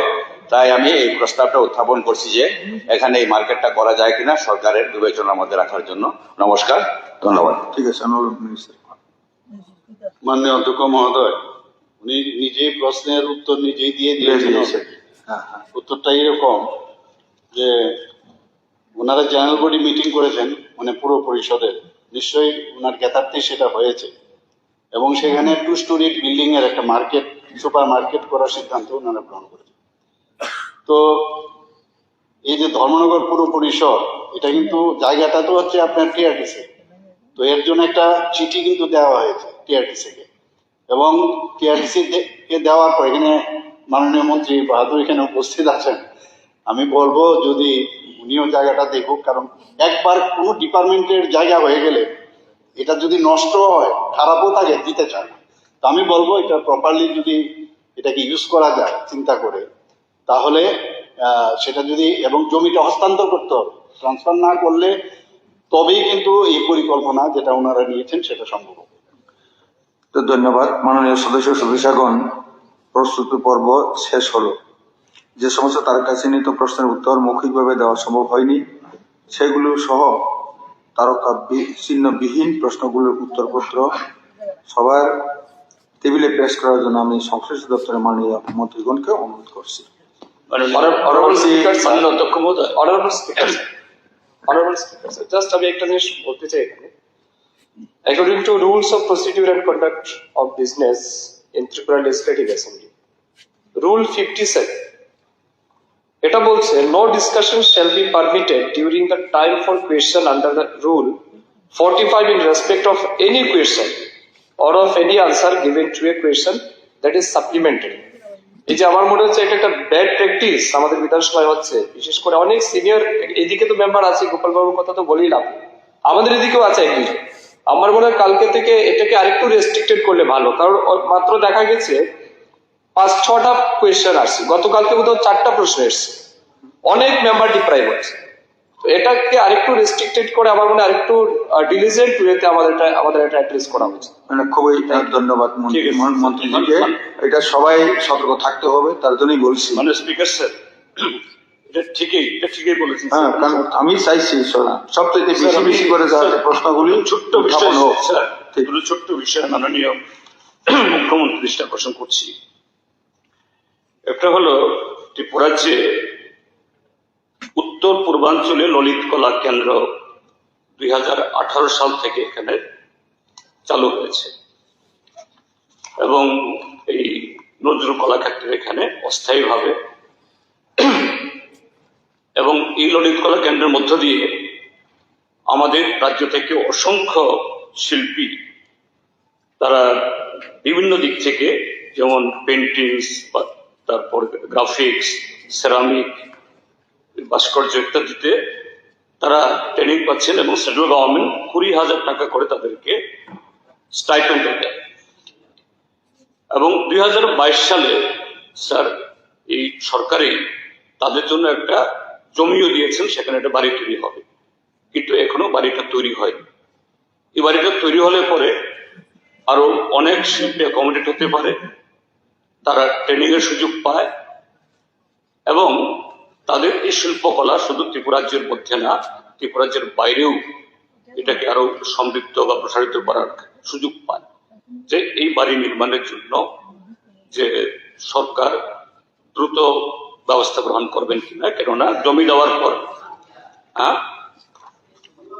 01 একটা সুযোগ পাইলেই যদি আপনি বাজেট, আপনার গভর্নর ভাষণে বলতে পারতেন, আপনি কার্ড ভাষণ আনতে পারতেন। আমার বক্তব্য প্রত্যেক কথা যদি এরকম ইউজ করেন এবং চিফ মিনিস্টার কিভাবে রেডিমেড রিপ্লাই দিবে, আমি বলছি না, আরে কোশ্চেন আপনি করতে পারতেন, রেফারেন্স দিতে পারতেন, শর্ট প্রডিউস করতে পারতেন। আপনাকে তো স্কোপ দিচ্ছে বেশি, কিন্তু এই সুযোগটা নিয়ে যদি এরকম করেন তাহলে বাবা আপনি তো নিয়েছেন। ঠিক আছে স্যার, আরেকটা বিষয় হলো, আরেকটা ইম্পর্টেন্ট স্যার, আরেকটা ইম্পর্টেন্ট, ওবিসি ফেডারেশন তারা এসেছেন আমার কাছে। আমাদের রাজ্যে এই যে সুপ্রিম কোর্টের সিলিং এর জন্য রিজার্ভেশনে 50% অভাব দেওয়া যায়নি চাকরি ক্ষেত্রে, কিন্তু তাদের অভিযোগ হলো ওবিসি স্টুডেন্টসরা সেন্ট্রাল ইউনিভার্সিটিতেও সেখানেও সেই সুযোগ পাচ্ছেন না, সেন্ট্রাল ইউনিভার্সিটিতে হওয়ার কথা না। কাজে এটা খুবই গুরুত্বপূর্ণ। আমাদের রাজ্যে 35-40% ওবিসি পপুলেশন আছে, কেন ত্রিপুরা সেন্ট্রাল ইউনিভার্সিটিতে তাদের সে সুযোগ হবে না? কাজে এই দুটো ক্ষেত্র আমার মনে হয় এটা দেখা দরকার। অধ্যক্ষ মহোদয়, আমার মানে আপনি হঠাৎ করে প্রশ্নটা তুলেছেন। একটা হচ্ছে ললিত কলা একাডেমি, আমি নিজেও সেখানে গিয়েছি। আমরাও চাই যে এখানে এটার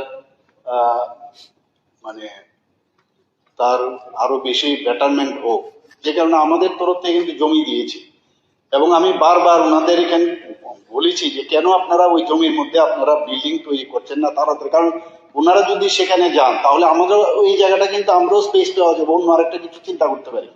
মানে যতটুকু আমার মনে পড়েছে এতটুকু, এবং তার জন্য জায়গাও নির্ধারিত হয়েছে আপনি যেটা বললেন, এবং এই বিষয়ে কিন্তু আরো বিস্তারিত ভাবে যদি আপনি জানতে চান কি স্ট্যাটাস, তাহলে আমার জেনে তাহলে কথাটা বলতে হবে। আর 2 নম্বর যে বিষয়টা আপনি বললেন যে এটা খুবই গুরুত্বপূর্ণ ওবিসির বিষয়, সেটা তো অ্যাকচুয়ালি হায়ার এডুকেশন মিনিস্টার বা ওবিসি কল্যাণ দপ্তর যে আছে সেখান থেকে এই প্রশ্নটার উত্তর দিতে, হায়ার এডুকেশন থেকে না, ওবিসি থেকে না, ওবিসি দপ্তর সেন্ট্রাল। আর এই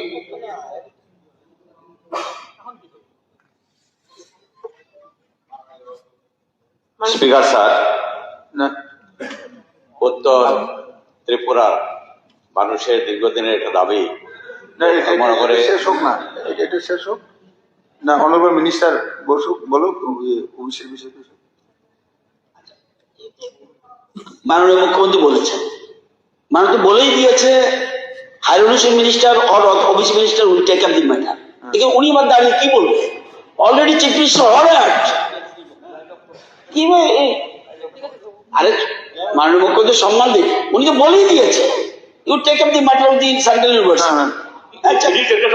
আচ্ছা না না চিত্র বাবু, আপনি সিনিয়র লোক, আমি বলছি আরে এটা কথা নেই। মুখ্যমন্ত্রী আমার মনে আছে এখানে তো আমরা বহুদিন ধরে থাকি, আগে যে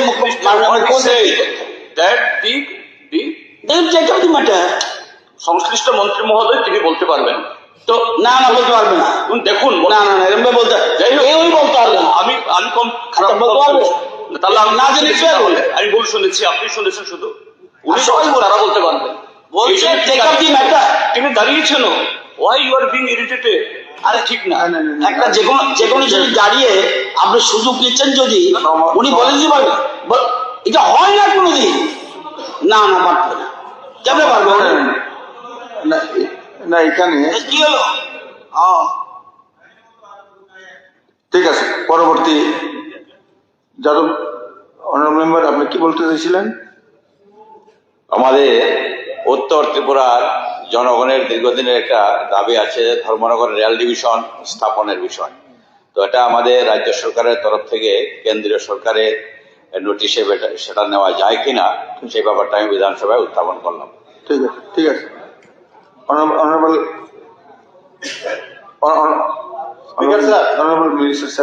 যখন আমরা স্কুল কলেজে পড়তাম তখন থেকে আমাদের সমস্ত উত্তর ত্রিপুরা এবং ধর্মনগরবাসী ডিমান্ড ছিল আমাদের ধর্মনগরে রেল ডিভিশন স্থাপনের জন্য। আচ্ছা ঠিক আছে, বর্তমানে ফোকাসটা কিন্তু চেঞ্জ হয়ে যাচ্ছে, সেজন্য আমরা যারা উত্তর ত্রিপুরা বিধায়করা কি আমাদের প্রত্যেকের আমাদের ধর্মনগরে যাতে রেল ডিভিশনটা স্থাপন করা হয় সেই ব্যাপারে যাতে স্টেপ নেওয়া হয়।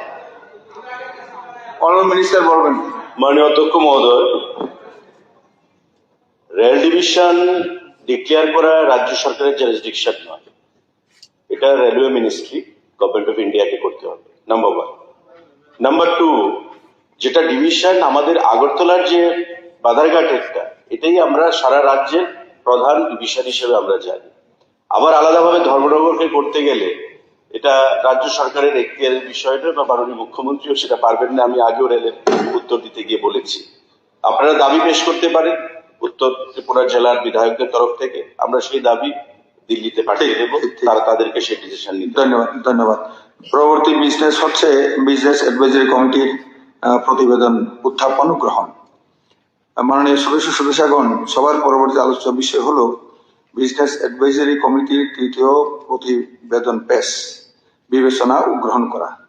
বিধানসভার বর্তমান অধিবেশনের 19 মার্চ বৃহস্পতিবার 2026 ইংরেজি তারিখ থেকে 23 মার্চ সোমবার 2026 ইংরেজি তারিখ পর্যন্ত বিধানসভার বিভিন্ন আলোচ্য বিষয়গুলি বিবেচনার জন্য বিজনেস অ্যাডভাইজারি কমিটি যে সময় নির্ঘণ্ট সুপারিশ করেছে, এই সংক্রান্ত তৃতীয় প্রতিবেদনটি সবাই বিবেচনার উদ্দেশ্যে পেশ করার জন্য আমি উপাধ্যক্ষ মহোদয়কে অনুরোধ করছি।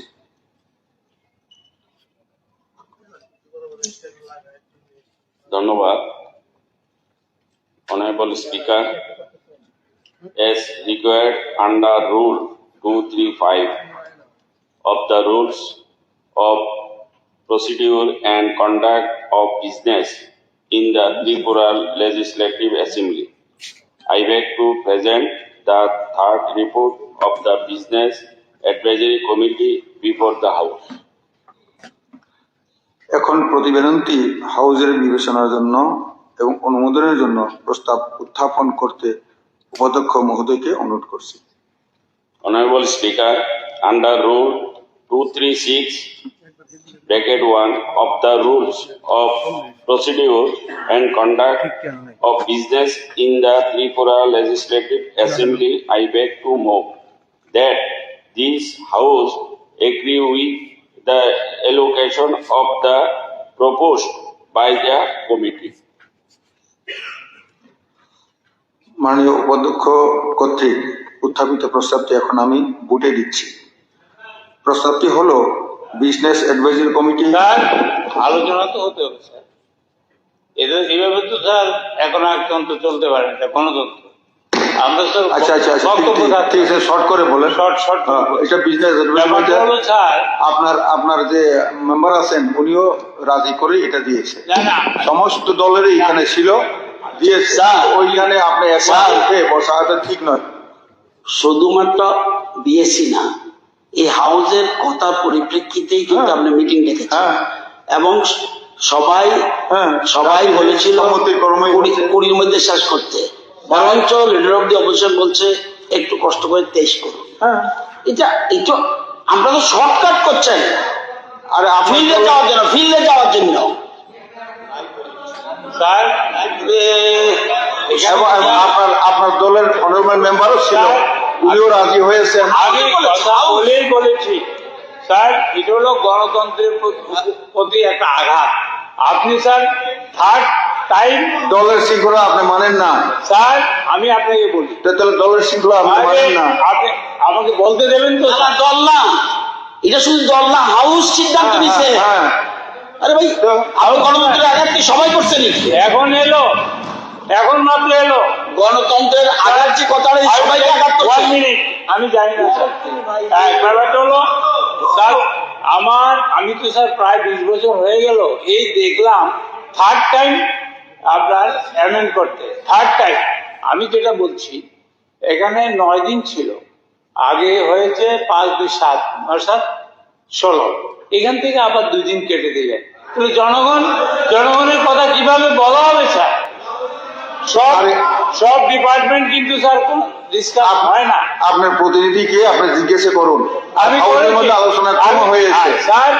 আমি করেছি, কিন্তু আমি আপনাকে বলি আমি করেছি, কিন্তু উনি বললেন মেজরিটি মাস্ট বি গ্রান্টেড। না এরকম হয় স্যার, আপনার তো সময়টা নষ্ট করতেছেন সবাই। কেন এসব করছেন? আপনিও নষ্ট করতেছেন, আমি না। নেই এরকম। আরে দেখুন, এখন আমি মানে উপাধ্যক্ষ কর্তৃক উত্থাপিত প্রস্তাবটি এখন আমি প্রস্তাবটি হলো বিজনেস অ্যাডভাইজারি কমিটি কর্তৃক প্রস্তাবিত সময় নির্ঘণ্টের সহিত এই সভা একমত।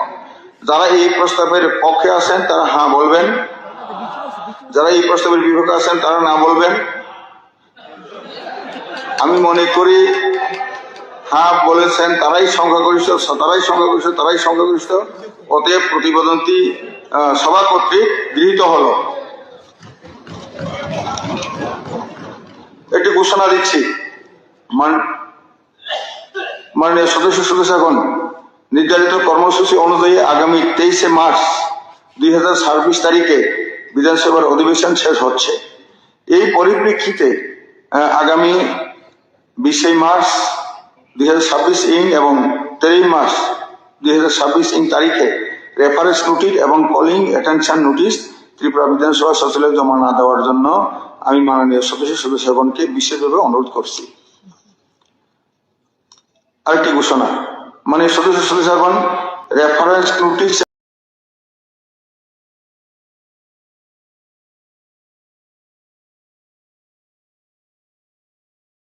এবং কলিং অ্যাটেনশন নোটিশের উপর সংশ্লিষ্ট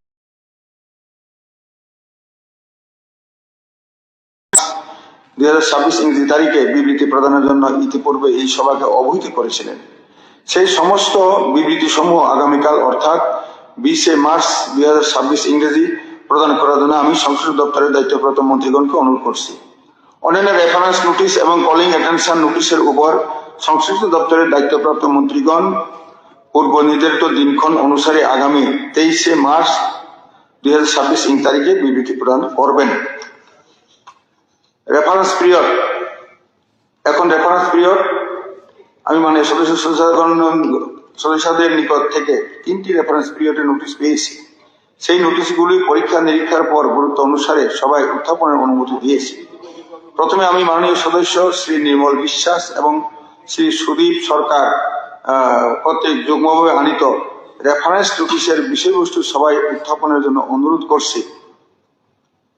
স্যার, মাননীয় অধ্যক্ষ মহোদয়, রেফারেন্স পিরিয়ডে আমার বিষয় হচ্ছে 18ই মার্চ 2026 ইংরাজি স্যন্দন পত্রিকার প্রথম পাতায় প্রকাশিত পুড়তে মাফিয়ারাজ, ঠিকাদার পেটাই, বাস্তুকারকে হুমকি, আতঙ্ক শীর্ষক সংবাদ সম্পর্কে।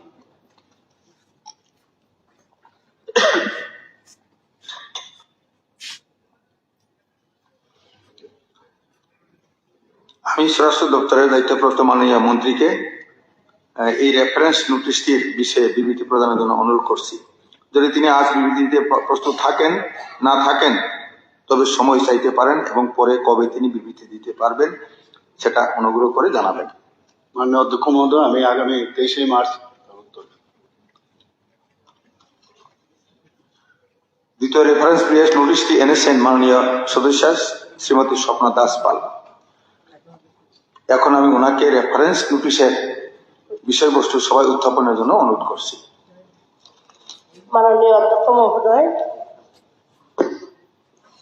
আমার রেফারেন্স বিষয়টি হলো সুরমা বিধানসভার হালুলি পঞ্চায়েত এলাকায় ধলাই নদীর ভাঙন রোধে সরকারের দৃষ্টি আকর্ষণ করছে। নমস্কার। আমি জল সম্পদ দপ্তরের দায়িত্বপ্রাপ্ত মাননীয় মন্ত্রীকে এই রেফারেন্স নোটিশটির বিষয়ে বিবৃতি প্রদানের জন্য অনুরোধ করছি। যদি তিনি আজ বিবৃতি দিতে প্রস্তুত না থাকেন, তবে সময় চাইতে পারেন এবং পরে কবে তিনি বিবৃতি দিতে পারবেন সেটা অনুগ্রহ করে জানাবেন। মাননীয় অধ্যক্ষ মহোদয়, আমি আগামী 23শে মার্চ উত্তর দেব। তৃতীয় রেফারেন্স নোটিশটি এনেছেন মাননীয় সদস্য Shrimati Swapna Majumdar. Honourable speaker sir, Shrimati Swapna Majumdar মাননীয় বিধায়িকা যে রেফারেন্সটি এনেছেন, এটা বাই মিস্টেক হয়তো আমার কাছে এসছে। জনগণের স্বার্থে বেলোনিয়াতে সিএনজি স্টেশন প্রতিষ্ঠিত করার প্রয়োজনীয়তা সম্পর্কে it comes under TNGCL industry department. এটা স্বপ্না মজুমদার না, আমি উনি বলার আগে বলে দিলাম। আচ্ছা, ইন্ডাস্ট্রিতে রেফারেন্স নোটিশ এনেছেন মাননীয় সদস্য শ্রীমতী স্বপ্না মজুমদার। এখন আমি ওনাকে রেফারেন্স নোটিশের বিষয়বস্তু সবাই উত্থাপনের জন্য অনুরোধ করছি। না না, যাই হোক, বলুন বলুন। হ্যাঁ, মাননীয় সদস্য বলেন। অধ্যক্ষ মহোদয়, আমার রেফারেন্সের বিষয়টি হলো জনগণের স্বার্থে বিলোনিয়া মহকুমাতে একটি সিএনজি স্টেশন প্রতিষ্ঠিত করার প্রয়োজনীয়তা সম্পর্কে। আমি তাহলে পরে এটা নিশ্চয়ই মাননীয় স্পিকার স্যার, আমি আগামী 23 তারিখে দেব। ঠিক আছে।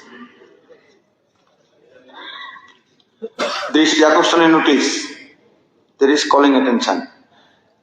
এখন দৃষ্টি আকর্ষণীয় নোটিশ আমি মাননীয় সদস্যদের নিকট থেকে 3টি দৃষ্টি আকর্ষণীয় নোটিশটি পেয়েছি। নোটিশগুলির গুরুত্ব অনুধাবন করে উত্থাপনের সম্মতি দিয়েছি। প্রথম নোটিশটি দিয়েছেন মাননীয় সদস্য শ্রীমতী অন্তরা সরকার দেব। নোটিশটির বিষয়বস্তু হলো কমলাসাগর বিধানসভার হরিশনগর চা বাগান এবং সেখানে নিয়োজিত শ্রমিকদের বর্তমান অবস্থান সম্পর্কে ওনার আনিত দৃষ্টি আকর্ষণীয় নোটিশটি সবাই উত্থাপনের সম্মতি দিয়েছি। এখন আমি শিল্প ও বাণিজ্য দপ্তরের দায়িত্বপ্রাপ্ত মাননীয় মন্ত্রীকে এই দৃষ্টি আকর্ষণীয় নোটিশটির উপর বিবৃতি প্রদানের জন্য অনুরোধ করছি। যদি তিনি আজ বিবৃতি দিতে অপারগ হন, তাহলে তিনি আমায় পরবর্তী একটি তারিখ জানাবেন যেদিন তিনি এই বিষয়ে বিবৃতি দিতে পারবেন। মাননীয় স্পিকার স্যার, আমি এই উত্তরটি আগামীকাল 19 তারিখে দেব। ধন্যবাদ। 20 তারিখে দেব। দ্বিতীয় নোটিশ দিয়েছেন মাননীয় সদস্য শ্রী গোপাল চন্দ্র রায়। নোটিশটির বিষয়বস্তু হলো রান্নার গ্যাসের অস্বাভাবিক মূল্য বৃদ্ধিতে রাজ্য সরকারের ভর্তুকির বিবেচনা সম্পর্কে আমি মাননীয় সদস্য কর্তৃক আনিত দৃষ্টি আকর্ষণীয় নোটিশটি সবাই উত্থাপনের সম্মতি দিয়েছি। এখন আমি খাদ্য ও জনসংবরণ দপ্তরের দায়িত্বপ্রাপ্ত মাননীয় মন্ত্রীকে এই দৃষ্টি আকর্ষণীয় নোটিশটির উপর বিবৃতি প্রদানের জন্য অনুরোধ করছি। যদি তিনি আজ বিবৃতিতে অপারগ হন, তাহলে তিনি আমায় পরবর্তী একটি তারিখ জানাবেন যেদিন তিনি এই বিষয়ে বিবৃতি দিতে পারবেন। মাননীয় অধ্যক্ষ মহোদয়, মাননীয় সদস্য গোপাল চন্দ্র রায় যে কলিং অ্যাটেনশন নোটিশ এনেছেন, রান্নার গ্যাসের অস্বাভাবিক মূল্য বৃদ্ধিতে রাজ্য সরকারের ভর্তুকির বিবেচনা সম্পর্কে গতকাল এই বিষয়ে আলোচনা হয়েছে এবং আমি ক্যাটাগরিক্যালি বলেছি যে একটা উদাহরণ দিন যে এলপিজির যে ডিলাররা রয়েছে সেখান থেকে কোনো কালোবাজারি হয়েছে। আমি আবারও বলছি এই হাউসকে যে ত্রিপুরা রাজ্যে গ্যাস বলুন, ডিজেল বলুন, পেট্রোল বলুন, কোনো স্ক্যারসিটি নেই, কোনো শর্টেজ নেই। যেখানে শর্টেজ নেই কালোবাজারের প্রশ্ন আসে না। মাঝখানে একটা প্রয়াস নেওয়া হয়েছিল ইরানের যুদ্ধের ফলে, আমরা দেখেছি বিভিন্ন পেট্রোল পাম্পগুলোতে লাইন, হাজার হাজার মানুষ। আমরা সঙ্গে সঙ্গে সেক্রেটারি, ডাইরেক্টর, আমি মিলে সমস্ত ডিলারদেরকে ডেকে এনে আমরা স্টক নিলাম যে ত্রিপুরা রাজ্যে কত স্টক রয়েছে এবং তারা প্রত্যেকে আমাদের আশ্বস্ত করেছে ওই সময়ে যে 1 মাসের স্টক ত্রিপুরা রাজ্যে রয়েছে। পরবর্তী সময় মাননীয় বিরোধী দলনেতা আমাকে ফোনের মাধ্যমে বোধজংনগরের একটা বিষয় নিয়ে বলেছিলেন যে এখানে লোডিং আনলোডিং এ লেট হচ্ছে, তাই কালোবাজারি হয়তো শুরু হতে পারে। তৎক্ষণাৎ আমি সেটাকে টেক আপ করি এবং মাননীয় বিরোধী দলনেতাকে পরবর্তী সময়ে আমি পুনরায় ফোন করে বলি আসল বাস্তবটা কি, এবং উনিও সেখানে আশ্বস্ত হয়েছে। হঠাৎ করে গোপালবাবু কোত্থেকে কালোবাজারির কথা আনলেন বা মূল্য বৃদ্ধির কথা আনলেন আমাদের বোধগম্য সেটা হচ্ছে না। যদি স্পেসিফিক কোনো উদাহরণ থাকে আপনি বলুন, কোনো ডিলার সম্পর্কে, department will take action. Point of order please. আমি স্যার কালোবাজারের সম্বন্ধে আনিনি, আমি এনেছি কি রান্নার গ্যাসের। না, গতকাল আপনি বলেছেন, গতকালের কথা আমি বলছি, এখানে মূল্য বৃদ্ধিতে ভর্তুকির কথা বলেছেন। হ্যাঁ, মূল্য বৃদ্ধির তো প্রশ্ন নেই, কোথাও কোনো মূল্য বৃদ্ধি নেই। সমস্ত ডিলার পয়েন্ট থেকে 1100, 1150 টাকা রেটে সিলিন্ডার বিক্রি হচ্ছে। 60 টাকা বেড়েছে। আপনি গতকালকে যেটা বলেছেন আমার কাছে মেমো আছে, আজকে আপনি সে রেফারেন্স আমার কাছে মেমো আছে। আমি বলছি একটা, আপনি বলছেন আরেকটা। না, আমি যেখানে মূল্য বৃদ্ধি হয়নি সেখানে ভর্তুকির প্রশ্ন নেই তো। না, সরকার কেন ভর্তুকি দেবে? স্যার উনি বলো, আমি পয়েন্ট অফ ক্লারিফিকেশন। আচ্ছা ঠিক আছে, পয়েন্ট অফ ক্লারিফিকেশন একটাই দেবো আমি, আর শর্টই দিচ্ছি স্যার। একটা সেন্ট্রাল গভর্নমেন্ট নোটিফিকেশন দিয়ে 60 টাকা বাড়িয়েছে। আমি বলছি যখন মোদিজি বিশ্বগুরু এসেছিলেন তখন 450 টাকা ছিল, আজকে এটা এসে 1000 টাকা দাঁড়িয়েছে। আবার ইদানিং 60 টাকা বাড়িয়েছে। আমি বলেছি রাজ্য সরকার ভর্তুকি দেওয়ার কোনো বিবেচনা করবেন কিনা। আমি বলিনি দেওয়ার জন্য, আপনারা বিবেচনা করবেন জানেন। আমি যেটা বলছি sir, for the interest of the people, আমরা এখানে এসেছি জনগণের জন্য। 1000 টাকার উপরে সিলিন্ডার। মাননীয় পয়েন্ট অফ অর্ডার। হ্যাঁ, পয়েন্ট অফ অর্ডার। আচ্ছা ঠিক আছে, পয়েন্ট অফ অর্ডার দিয়েছে। শুনুন, আমি মাননীয় অধ্যক্ষ মহোদয়ের পয়েন্ট অফ অর্ডার দিয়েছে। স্যার বললেই হবে নাকি? আমার ক্লারিফিকেশন স্যার, কোন রুলে এখানে পয়েন্ট অফ অর্ডার আছে বলুন। ক্লারিফিকেশনে কোথায় বলছিলাম উজ্জ্বলা যোজনার মাধ্যমে ভারতবর্ষের যারা গরিব মানুষ আছেন, দেশের যশস্বী প্রধানমন্ত্রী 517 টাকার উপরে ভর্তুকি দিচ্ছেন। আপনি কি সেটা জানেন না? যারা এফোর্ড করতে পারছে, মাননীয় প্রধানমন্ত্রী সারা ভারতবর্ষের মানুষের কাছে যখন উনি আবেদন জানিয়েছেন, যাদের কাছে পয়সা আছে, যারা সম্ভ্রান্ত পরিবারের, এরকম কয়েক কোটি মানুষ এগিয়ে এসে বলেছে আমাদের সাবসিডি লাগবে না, এবং গরিব মানুষকে যারা উজ্জ্বলা যোজনার মাধ্যমে 517 টাকার উপর সেখানে ভর্তুকি দিচ্ছে, আর কত ভর্তুকি দেবে? যারা, আমরা তো চাই না, অনেকেই ভর্তুকির টাকা নেন না, তো এখানে আবার ভর্তুকির প্রশ্ন কোত্থেকে আসে যেখানে সরকার দিচ্ছে? আচ্ছা ঠিক আছে, বলেন ঠিক আছে, পয়েন্ট টু পয়েন্ট বলেন। মাননীয় সদস্য ঠিকই বলেছেন। মাননীয় আমাদের প্রধানমন্ত্রী এসেই বলেছেন কে ভর্তুকি নেবেন না। ঠিক আছে, যারা নেবেন না তারা। কিন্তু বক্তব্য হলো এখন রতনবাবু প্লিজ সব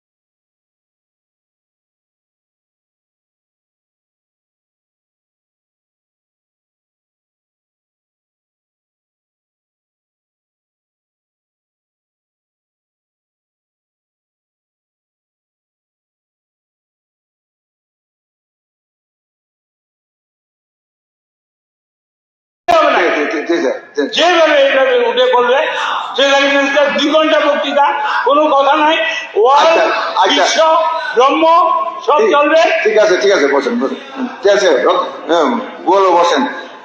তৃতীয় নোটিশই দিয়েছেন মাননীয় সদস্য শ্রী রঞ্জিত দেববর্মা। নোটিশের বিষয়বস্তুটি হলো ন্যাশনাল হাইওয়ের অধিগ্রহণ জায়গায় বেআইনিভাবে দোকানপাট গড়ে তোলা সম্পর্কে। আমি মাননীয় সদস্য কর্তৃক আনিত দৃষ্টি আকর্ষণীয় নোটিশটি সবাই উত্থাপনের সম্মতি দিয়েছি। এখন আমি পূর্ত জাতীয় সড়ক দপ্তরের প্রতিনিধি রেখে দায়িত্বপ্রাপ্ত মাননীয় মন্ত্রীকে এই দৃষ্টি আকর্ষণীয় নোটিশের উপর বিবৃতি প্রদানের জন্য অনুরোধ করছি। যদি তিনি আজ বিবৃতিতে অপারগ হন তাহলে তিনি আমার পরবর্তী একটি তারিখ জানাবেন যেদিন তিনি এই বিষয়ে বিবৃতি দিতে পারবেন। মাননীয় অধ্যক্ষ মহোদয়, মাননীয় বিধায়ক শ্রী রঞ্জিত দেববর্মা মহোদয় যে কথাটা বলেছেন, আমি আগামী 23শে মার্চ তার উত্তর। Laying of papers on the table of the house. Now the business before the house is laying a copy of the quarterly review reports of Finance Minister for the fourth quarter of 2024 and 25 and first, second and third quarters of 2025-26 as per Tripura FRBM Act 2005 on the table of the house. Now I request the Honorable Minister in charge of the Finance etc. departments to lay a copy of the above mentioned quarterly review reports on the table of the house.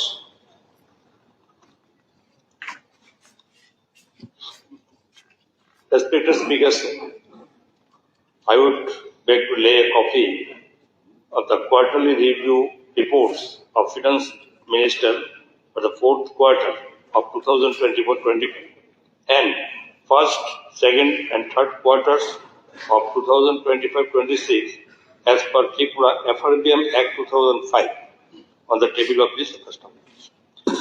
Honorable members are requested kindly to collect the copies of the quarterly review reports from the notice office of the Tripura State Assembly.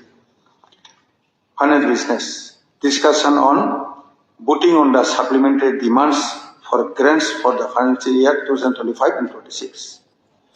সবার পরবর্তী কার্যসূচি হলো 2025 এবং 2026 আর্থিক সালের অতিরিক্ত ব্যয় বরাদ্দের দাবিগুলি সবাই উপস্থাপন, আলোচনা এবং ডিমান্ডগুলোর উপর ভোট গ্রহণ। আজকের কার্যসূচিতে মোট 52টি অতিরিক্ত ব্যয় বরাদ্দের দাবি রয়েছে। এখন এই অতিরিক্ত ব্যয় বরাদ্দের দাবিগুলির উপর আলোচনা শুরু হবে এবং আলোচনা শেষে ভোট গ্রহণ করা হবে। মাননীয় সদস্যগণ, আপনারা আজকের কার্যসূচির সাথে ইতিমধ্যে আলোচ্য অতিরিক্ত ব্যয় বরাদ্দের দাবিগুলো এবং দাবিগুলোর উপর আনিত 7টি প্রস্তাব পেয়েছেন। অতিরিক্ত ব্যয় বরাদ্দের ডিমান্ডের উপর যে সমস্ত 7টি প্রস্তাব এসেছে সেগুলো সবাই একত্রে উত্থাপিত হয়েছে বলে গণ্য করা হলো। এখন অতিরিক্ত ব্যয় বরাদ্দের দাবিগুলো এবং 7টি প্রস্তাবগুলোর উপর সংক্ষিপ্ত আলোচনা শুরু হবে। আলোচনা শেষে আমি প্রথমে 7টি প্রস্তাবগুলো ভোটে দেব এবং তারপর অতিরিক্ত ব্যয় বরাদ্দের দাবিগুলো ভোটে দেব। যে 3জন মাননীয় সদস্য অতিরিক্ত ব্যয় বরাদ্দের ডিমান্ডগুলোর উপর 7টি প্রস্তাব এনেছেন, প্রথমে ওনারা পর্যায়ক্রমে 7টি প্রস্তাব আনার কারণ উল্লেখ করে সংক্ষিপ্তভাবে বক্তব্য রাখবেন। এরপর 7টি প্রস্তাবের উপর সংশ্লিষ্ট দপ্তরের দায়িত্বপ্রাপ্ত মাননীয় মন্ত্রীগণ বক্তব্য রাখবেন। আলোচনা শুরু করার পূর্বে আমি মাননীয় সদস্যগণকে অনুরোধ করব ওনারা যেন ওনাদের আলোচনা শুধুমাত্র অতিরিক্ত ব্যয় বরাদ্দের দাবির উপরেই সীমাবদ্ধ রাখেন। এখন আমি মাননীয় সদস্য শ্রী গোপাল চন্দ্র রায় কে অনুরোধ করছি আলোচনা শুরু করার জন্য। ধন্যবাদ অধ্যক্ষ মহোদয়। এবং সময়ের উপর নজর একটু রাখবেন। আমি মাত্র 3টা দিয়েছি। আমি প্রথমেই বলবো ফাইন্যান্স মিনিস্টার সাহেবকে, আমি বারবার বলেছি যে সাপ্লিমেন্টারি গ্র্যান্ট যখন করা হবে তখন এটা সবকিছুর একটা ফার্স্ট পেজে কোন কোন দপ্তর আপনি করছেন এটা একটা সিনপসিস ফার্স্ট পেজে দেওয়ার জন্য অনুরোধ করেছিলাম। আমি যদিও অনুরোধ কেউ শোনে না, কারণ এখানে যেমন তেমন চলছে, কিছু করার নেই স্যার। ব্যাপারটা হলো এটা দেখে কেউ বলতে পারবে না যে এটার মধ্যে ভেতরে একটা সূচিপত্র থাকা দরকার সাপ্লিমেন্টারি বাজেটে, যেটা অরিজিনাল বাজেটে আছে। আমি আপনার রুরাল ডেভেলপমেন্ট এখানে 31 ডিমান্ড নাম্বার 31, এখানে মাননীয় মন্ত্রী বলেছেন the department has received fund from the government of India এনজিআই। যদিও এখানে according to government finance minister যেটা বাজেট 2026 যেটা এটা হচ্ছে status of fund outside state budget 2025-26 এখানে যেখানে বললেন যে এই টাকাটা এনডিএম জায়গার টাকাটা বাজেটের টাকা না, বাজেটের বাইরে আউটসাইডটা এখানে আপনাদের বাজেটে যে গ্ল্যান্স আপনারা মেনশন করেছেন সেটা আবার এই টাকাটা আপনারা পেয়েছেন, কিন্তু জি করার পর এনজিএন রেখা তো আপনারা উঠিয়ে দিয়েছেন। আমার বক্তব্য হলো ঠিক আছে, টাকা পেয়েছেন, গরিবকে টাকা দেবেন। যদিও এখন এনজিএন রেখাটা আপনারা আসার পর 14 পরে ধীরে ধীরে এটাকে শেষ করে দিতে চাইছেন, নতুন আইন এনেছেন 2025 সালের শেষ দিকে। ঠিক আছে, আপনারা জিরামজির জন্য আপনারা কাজ করুন, কিন্তু আমি বলবো এখানে ফাইন্যান্স মিনিস্টার সাহেবকে বলবো, রতন বাবুকে আমি বলছি, যেহেতু আপনারা কমিটমেন্ট করেছিলেন যে 200 দিনের মিনিমাম কাজ করবেন এবং 340 টাকা মজুরি আপনারা দেবেন, কখন এই ত্রিপুরাবাসীকে আপনারা স্বপ্ন দেখিয়েছিলেন এবং আপনারা এই ক্ষমতা এসেছিলেন। আজকে এই জিরামজিতে আপনারা স্টেট থেকে কোনো অ্যামেন্ডমেন্ট করে 340 টাকা করবেন কিনা, এর জন্য আমি বক্তব্য আমি এখানে অনুরোধ করছি। আমি যেটা বলবো নেক্সটটা হলো ডিমান্ড নাম্বার 19 ট্রাইবাল ওয়েলফেয়ার। কালকে মাননীয় মুখ্যমন্ত্রী ট্রাইবাল ওয়েলফেয়ারের জন্য অনেক কিছু বলেছেন, আমি শুনেছি, খুব ভালো বলেছেন। বক্তব্য হলো আমি মাননীয় অধ্যক্ষ মহোদয় আমি বলবো 6 মাস অন্তর অন্তর যাতে নির্বাচন হয়। নির্বাচনটা আসলেই এখন সবই জনজাতির দরদি হয়ে গেছে, একের পর এক নির্বাচন আসলে এই দেব সেই দেব। 18 সালে শুধু চাঁদে ঘর টর করেনি, জায়গা টাকা দেয়নি, সব দিয়ে দিয়েছে, এখন কিছুই নেই। রতনবাবু ওই দিন বললেন এটা ভুলে যান, 2018 সালের ভীষণ ডকুমেন্ট ভুলে যান। Double engine sir, condemn double engine যদি হয় আমার কিছু করার নেই। Old running engine is better than a condemn to double engine. আমি যেখানে বলছি যে জনজাতিদের জন্য অনেক কিছু বলা হয়েছে, ট্রাইপার্টিক একটা এগ্রিমেন্ট করা হয়েছিল। আমি বলবো এখানে জনজাতিদের সাথে ডাইরেক্ট ফান্ড অ্যালোকেশনটা সম্পর্কে আমি এখানে আমি অনুরোধ করছি। ডিমান্ড নাম্বার হলো 19 ট্রাইবাল ওয়েলফেয়ার। এরপরে ডিমান্ড নাম্বার 16 হেলথ সার্ভিস। আমি স্বাস্থ্য দপ্তরের যেটা আমি বলতে চাই, স্বাস্থ্য দপ্তর সম্পর্কে বলার কিছু নাই। শিক্ষা, স্বাস্থ্য, জীবিকা, বাসস্থান আমাদের দরকার আছে স্যার। স্বাস্থ্য তো আপনি জানেন স্যার, আমরা যদি দরকারে দিল্লি, বোম্বে, ক্যালকাটাতে ট্রিটমেন্ট করি, ত্রিপুরার অবস্থা তো আপনি জানেন। সব প্রাথমিক হাসপাতালে ডাক্তার নেই স্যার, আপনিও ভুক্তভোগী। আপনার এলাকা আছে, বাগমাতে আছে কিনা আমি জানি না, নিশ্চয়ই নাই। তাইলে স্বাস্থ্য দপ্তরে আরেকটু ডেভেলপমেন্ট দরকার। আমি স্পেসিফিক বলতে চাই, আমরা টাকা আসুক দিল্লি থেকে, কোটি কোটি টাকা আসছে, হাজার হাজার কোটি টাকা আসছে, আরো আসুক, আপত্তি নেই, কিন্তু মানুষ যাতে সেবা পায়, চিকিৎসা পায়, তার জন্য আমি অনুরোধ করছি। আমি আপনার বিরাট ভাজন হতে চাই না, আমি আপনাকে বিরক্ত করতে চাই না। এই তিনটার উপর আমি কার্ড মোশন দিয়েছিলাম, এই তিনটা এটা আমি মাননীয় মন্ত্রী মহোদয়কে এইগুলির ব্যাপারে কনসিডার করার জন্য আমি অনুরোধ রেখে আমার বক্তব্য শেষ করছি। ধন্যবাদ। পরবর্তী যিনি সাতাই প্রশ্ন এনেছেন শৈলেন্দ্র চন্দ্রনাথ, অনারেবল মেম্বার। মাননীয় স্পিকার স্যার, গত 16ই মার্চ মাননীয় অর্থমন্ত্রী গত অর্থ বছরের যে সম্পূরক বাজেট পেশ করেছেন তার উপরে যে আমি কাট মোশনগুলি দিয়েছি 10টা অ্যাপ্রুভ হয়েছে, আমি সেইগুলি সম্পর্কে আলোচনা করছি। উনি সাপ্লিমেন্টারি বাজেটে কেন করা হয়েছে তার রিজনও বলেছিলেন, আমি সেইগুলিকে আবার রিপিট করব আমার আলোচনা শুরু করার আগে। যে প্রাথমিক বাজেটে ঘাটতি পূরণের জন্য, অপ্রত্যাশিত ব্যয় মেটাবার জন্য, নতুন প্রকল্প বা পরিকল্পনা বাস্তবায়নের জন্য, চলমান প্রকল্পের ব্যয় যদি বৃদ্ধি হয়, কেন্দ্রীয় অনুদান বা স্কিম বাস্তবায়নের জন্য, বেতন ভাতা এবং প্রশাসনিক ব্যয় বৃদ্ধির কারণে এবং পূর্ব অনুমোদিত খাতে অর্থ পুনর্বিন্যাসের প্রয়োজন হলে অতিরিক্ত ব্যয় বরাদ্দ করা হয়। আমার ডিমান্ড রুল নাম্বার ছিল 13 পিডব্লিউডি দপ্তরে, যেটা এডিশনাল ডিমান্ড করা হয়েছে 912,07,00,000 টাকা। আমি পাবলিক ওয়ার্কস আর পিডব্লিউডি দপ্তরে উন্নয়নের গত অর্থ বছরগুলির কিছু তথ্য তুলে ধরতে চাই।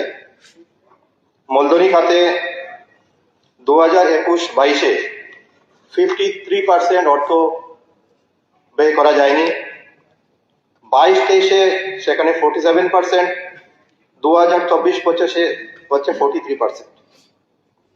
এছাড়া লক্ষ্য করা গেছে যে কিছু ক্ষেত্রে সম্পূরক বাজেট অতিরিক্ত অর্থ গ্রহণ করা হলেও মূল বাজেটের বরাদ্দের সঠিক অর্থই ব্যয় করতে পারেনি, যা আর্থিক পরিকল্পনা এবং তার বাস্তবায়নের জন্য চরম দুর্বলতার পরিচয় দেয়। অডিটর তার রিপোর্টে যে তার কারণগুলি উল্লেখ করেছেন, প্রথমত হচ্ছে যথাযথ পরিকল্পনার অভাব, দ্বিতীয়ত কিছু ক্ষেত্রে বিধানসভার অনুমতি বা অবগতির বাইরে পুনর্বিন্যাসের ব্যয়ের ঘটনা লক্ষ্য করা গেছে, তৃতীয়ত নিয়ন্ত্রক কর্মকর্তার পক্ষ থেকে বাজেট নিয়ন্ত্রণের চরম দুর্বলতা, যা সিএজির অডিট রিপোর্টে স্পষ্টভাবে উল্লেখ করা হয়েছে, চতুর্থত কিছু কিছু ক্ষেত্রে দপ্তরের যথাযথ কারণ প্রদর্শন করতে ব্যর্থ। এত আমি সরকারের কাছে দাবি জানাচ্ছি, পিডব্লিউডি দপ্তরের ধারাবাহিক ব্যর্থতার কারণ নিরূপণ করা হোক, দায়ী ব্যক্তিদের বিরুদ্ধে যথাযথ ব্যবস্থা গ্রহণ করা হোক, ভবিষ্যতে সঠিক পরিকল্পনা প্রণয়ন, কঠোর বাজেট নিয়ন্ত্রণ, প্রকল্প বাস্তবায়নের সময়সীমা নির্ধারণ করে কঠোর অনুসরণ করা। এই ব্যর্থতার পরিপ্রেক্ষিতে পিডব্লিউডির শিরোনামের সম্পূরক বাজেট টোকেন কার্ড প্রস্তাব আমার গ্রহণ করা হোক। রাজ্যের অবকাঠামোগত উন্নয়নের জন্য এই দপ্তরের কার্যকর ভূমিকা অত্যন্ত গুরুত্বপূর্ণ, তাই এই বিষয়ে সরকারের আরো দায়িত্বশীল কার্যকর পদক্ষেপ গ্রহণের দাবি জানাচ্ছি। ডিমান্ড নোট নাম্বার 11 ট্রান্সপোর্ট দপ্তর, 61.85 করোড়ের অতিরিক্ত ব্যয় বরাদ্দ দাবি করা হয়েছে। সেই পরিবহন দপ্তরের আর্থিক ব্যবস্থাপনা কার্যক্রমে সরকারের স্পষ্ট ব্যর্থতার বিষয়টি সবার সামনে তুলে ধরতে চাই। 2021-22-এ যেখানে 70%, 22-23-এ 48%, 23-24-এ 39%, 24-25-এ 40% অর্থ ব্যয় করা সম্ভব হয়নি। এই ধারাবাহিক অব্যয় প্রমাণ করে যে পরিবহন দপ্তর ব্যর্থতার অর্থ যথাযথভাবে ব্যবহার করতে ব্যর্থ হয়েছে। অডিট রিপোর্টে ব্যর্থতার পেছনে যে কারণগুলি বলা হয়েছে, নিয়ন্ত্রক কর্মকর্তার পক্ষ থেকে বাজেট নিয়ন্ত্রণের চরম দুর্বলতা, অর্থ দপ্তর থেকে তহবিল প্রাপ্তি হওয়ায় নির্মাণ কাজ শুরুতে বিলম্ব হওয়া, কিছু কিছু ক্ষেত্রে ব্যয়ের কারণ প্রদর্শন করতে দপ্তর ব্যর্থ হয়েছে। তাই আমি সরকারের কাছে দাবি জানাচ্ছি, পরিবহন দপ্তরের ধারাবাহিক ব্যর্থতার কারণ নিরূপণ করা হোক, দায়ী ব্যক্তিদের বিরুদ্ধে ব্যবস্থা গ্রহণ করা হোক, ভবিষ্যতে যথাযথ পরিকল্পনা ও কঠোর ব্যবস্থা নিয়ন্ত্রণ নিশ্চিত করা হোক, অর্থ বছর শুরু থেকেই প্রকল্প বাস্তবায়নের উদ্যোগ নেওয়া হোক, যাতে শেষ মুহূর্তে অজুহাত এড়ানো যায়। এই ব্যর্থতার পরিপ্রেক্ষিতে পরিবহন শিরোনামের সম্পূরক বাজেটে টোকেন কার্ডের প্রস্তাব গ্রহণ করা হোক। রাজ্যের পরিবহন ব্যবস্থা উন্নয়নের জন্য সঠিকভাবে অর্থ ব্যয় করা অত্যন্ত জরুরি, তাই এই বিষয়ে সরকারের আরো দায়িত্বশীল ভূমিকা প্রত্যাশা রাখছি। Demand note number 13, higher education. মাধ্যমিক শিক্ষা দপ্তর আর্থিক ব্যবস্থাপনা উন্নয়ন কার্যক্রমে সরকারের সুস্পষ্ট ব্যর্থতার বিষয়টি সবার সামনে তুলে ধরতে চাই। 2022-23 77%, 2023-24 55%, 2024-25 সালে 49% অর্থ ব্যয় করা যায়নি। এই ধারাবাহিক যে টাকা আনস্পেন্ড হয়ে যাচ্ছে তা বরাদ্দকৃত অর্থ যথাযথভাবে ব্যবহার করতে ব্যর্থ হচ্ছে। যেখানে 100-রও বেশি বিদ্যালয় ভবন জরাজীর্ণ অবস্থার মধ্যে রয়েছে, অনেক ক্ষেত্রে তা জরুরি ভিত্তিতে মেরামতের প্রয়োজন, সেখানে বছর পর বছর মূলধনী বাজেটের অর্থ অব্যবহৃত রয়ে যাচ্ছে, তা অত্যন্ত দুঃখজনক। অনেক ক্ষেত্রে বিদ্যালয়ের সীমানার প্রাচীর নির্মাণ অত্যন্ত জরুরি হলেও গত কয়েক বছরে প্রতিবারই আমাদের বিভিন্ন প্রশ্নের উত্তরে বলা হয়েছে ফান্ডের স্বল্পতার কারণে সেই কাজগুলি করা যাচ্ছে না, অথচ মোর দেন 50% ফান্ড অব্যবহৃত রয়ে যাচ্ছে ক্যাপিটাল বাজেটে। অডিট রিপোর্টের ব্যর্থতার কারণ যেটি উল্লেখ করা হয়েছে, প্রথমত পরিকল্পনার অভাব, দ্বিতীয়ত কিছু ক্ষেত্রে বিধানসভার অনুমতি না নিয়ে বাইরে পুনর্বিন্যাসের ব্যয়ের ঘটনা, নিয়ন্ত্রক কর্মকর্তা থেকে বাজেট নিয়ন্ত্রণের চরম দুর্বলতা, কিছু কিছু ক্ষেত্রে দপ্তর ব্যয়ের যথাযথ কারণ প্রদর্শন করতে ব্যর্থ হয়েছে। তাই আমি সরকারের কাছে দাবি জানাবো, মাধ্যমিক শিক্ষা দপ্তরের এই ব্যর্থতার কারণ নিরূপণ করে দায়ী ব্যক্তিদের বিরুদ্ধে ব্যবস্থা গ্রহণ করা হোক, যারা জন্য বিদ্যালয় ভবনগুলি দ্রুত সংস্কারের প্রয়োজনীয় অবকাঠামো নিশ্চিত করা হোক, ভবিষ্যতে সঠিক পরিকল্পনা, কঠোর বাজেট নিয়ন্ত্রণ নিশ্চিত করা হোক। এই ধারাবাহিক ব্যর্থতার পরিপ্রেক্ষিতে মাধ্যমিক শিক্ষা দপ্তরের সম্পূরক বাজেটে প্রস্তাবিত বরাদ্দে অর্থ ছাঁটাই করা হোক।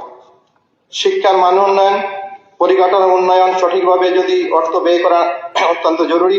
এই বিষয়ে সরকার আরো দায়িত্বশীল ও কার্যকরী ভূমিকা প্রত্যাশা করি। ডিমান্ড নাম্বার 40, সেকেন্ডারি এডুকেশন, 113,34,00,000 টাকা অতিরিক্ত ব্যয় বরাদ্দ চাওয়া হয়েছে। উচ্চশিক্ষা শিরোনামে সম্পূরক বাজেটের ছাঁটাই সংক্রান্ত আলোচনায় আমি উচ্চশিক্ষা দপ্তরের আর্থিক ব্যবস্থাপনা উন্নয়ন কার্যক্রমের চরম ব্যর্থতার বিষয়টি সবার সামনে তুলে ধরতে চাই। যেখানে 21-22 89%, 23-24 15% এবং মূলধনী খাতে 21-22 89%, 22-23 94%, 23-24 81% এবং 24-25 সালে 54.76% অর্থ ব্যয় করা সম্ভব হয়নি। যেখানে রাজ্যের বিদ্যালয়ের ভবনগুলি জরাজীর্ণ, মেরামত করা যাচ্ছে না, সেখানে বিপুল অর্থ মূলধনী খাতে অব্যবহৃত রয়ে যাওয়া চরম উদাসীনতা এবং অদক্ষতার প্রমাণ বহন করে। তাই আমার আবেদন হচ্ছে, উচ্চশিক্ষা দপ্তরের ব্যর্থতার পূর্ণাঙ্গ তদন্ত করা হোক, দায়ী ব্যক্তিদের বিরুদ্ধে ব্যবস্থা গ্রহণ করা হোক, অবিলম্বে জরাজীর্ণ বিদ্যালয় ভবনগুলি সংস্কার ও কার্যকর পদ্ধতি মাননীয় অধ্যক্ষ মহোদয়, আমি আপনার কাছে আপনার মাধ্যমে মাননীয় শৈলেন্দ্র বাবুকে জাস্ট রিপ্লাই করছি না, জাস্ট ক্লারিফিকেশন, রিপ্লাই না, আপনি শুনে তো নিন, আপনি শুনে নিন, প্রথমে শুনে নিন, উনি একটু শুনে নিন, স্পষ্ট করে বলুন। উনি কখনো হায়ার এডুকেশন বলছেন কিন্তু ডিমান্ড স্কুলের তুলছেন, উনি এটা স্পষ্ট করুন। বলছেন হায়ার এডুকেশন, তুলছেন স্কুলের, তো কোনটা হায়ার এডুকেশন কোনটা স্কুল এডুকেশন সেটা ক্লিয়ার করলে বললে ভালো। উনি কনফিউজ করছেন সবাইকে। বলেন বিষয়টা হাক্কা, কারণ এটা গুলিয়ে ফেললে হবে না। দুটো ডিপার্টমেন্ট রয়েছে, হায়ার এডুকেশন, সেকেন্ডারি এডুকেশন। হ্যাঁ, 99% যে আনস্পেন্ড অ্যামাউন্টের কথা বলেছে, দুটোর ক্ষেত্রে সেম পার্সেন্টেজ, দুটোর ক্ষেত্রে আলাদা। আমি মন্ত্রী মহোদয়কে আমি দুটো পার্সেন্টেজ ইন ডিটেলস আমি লাস্ট 10 ইয়ার্সে পাঠিয়ে দেবো।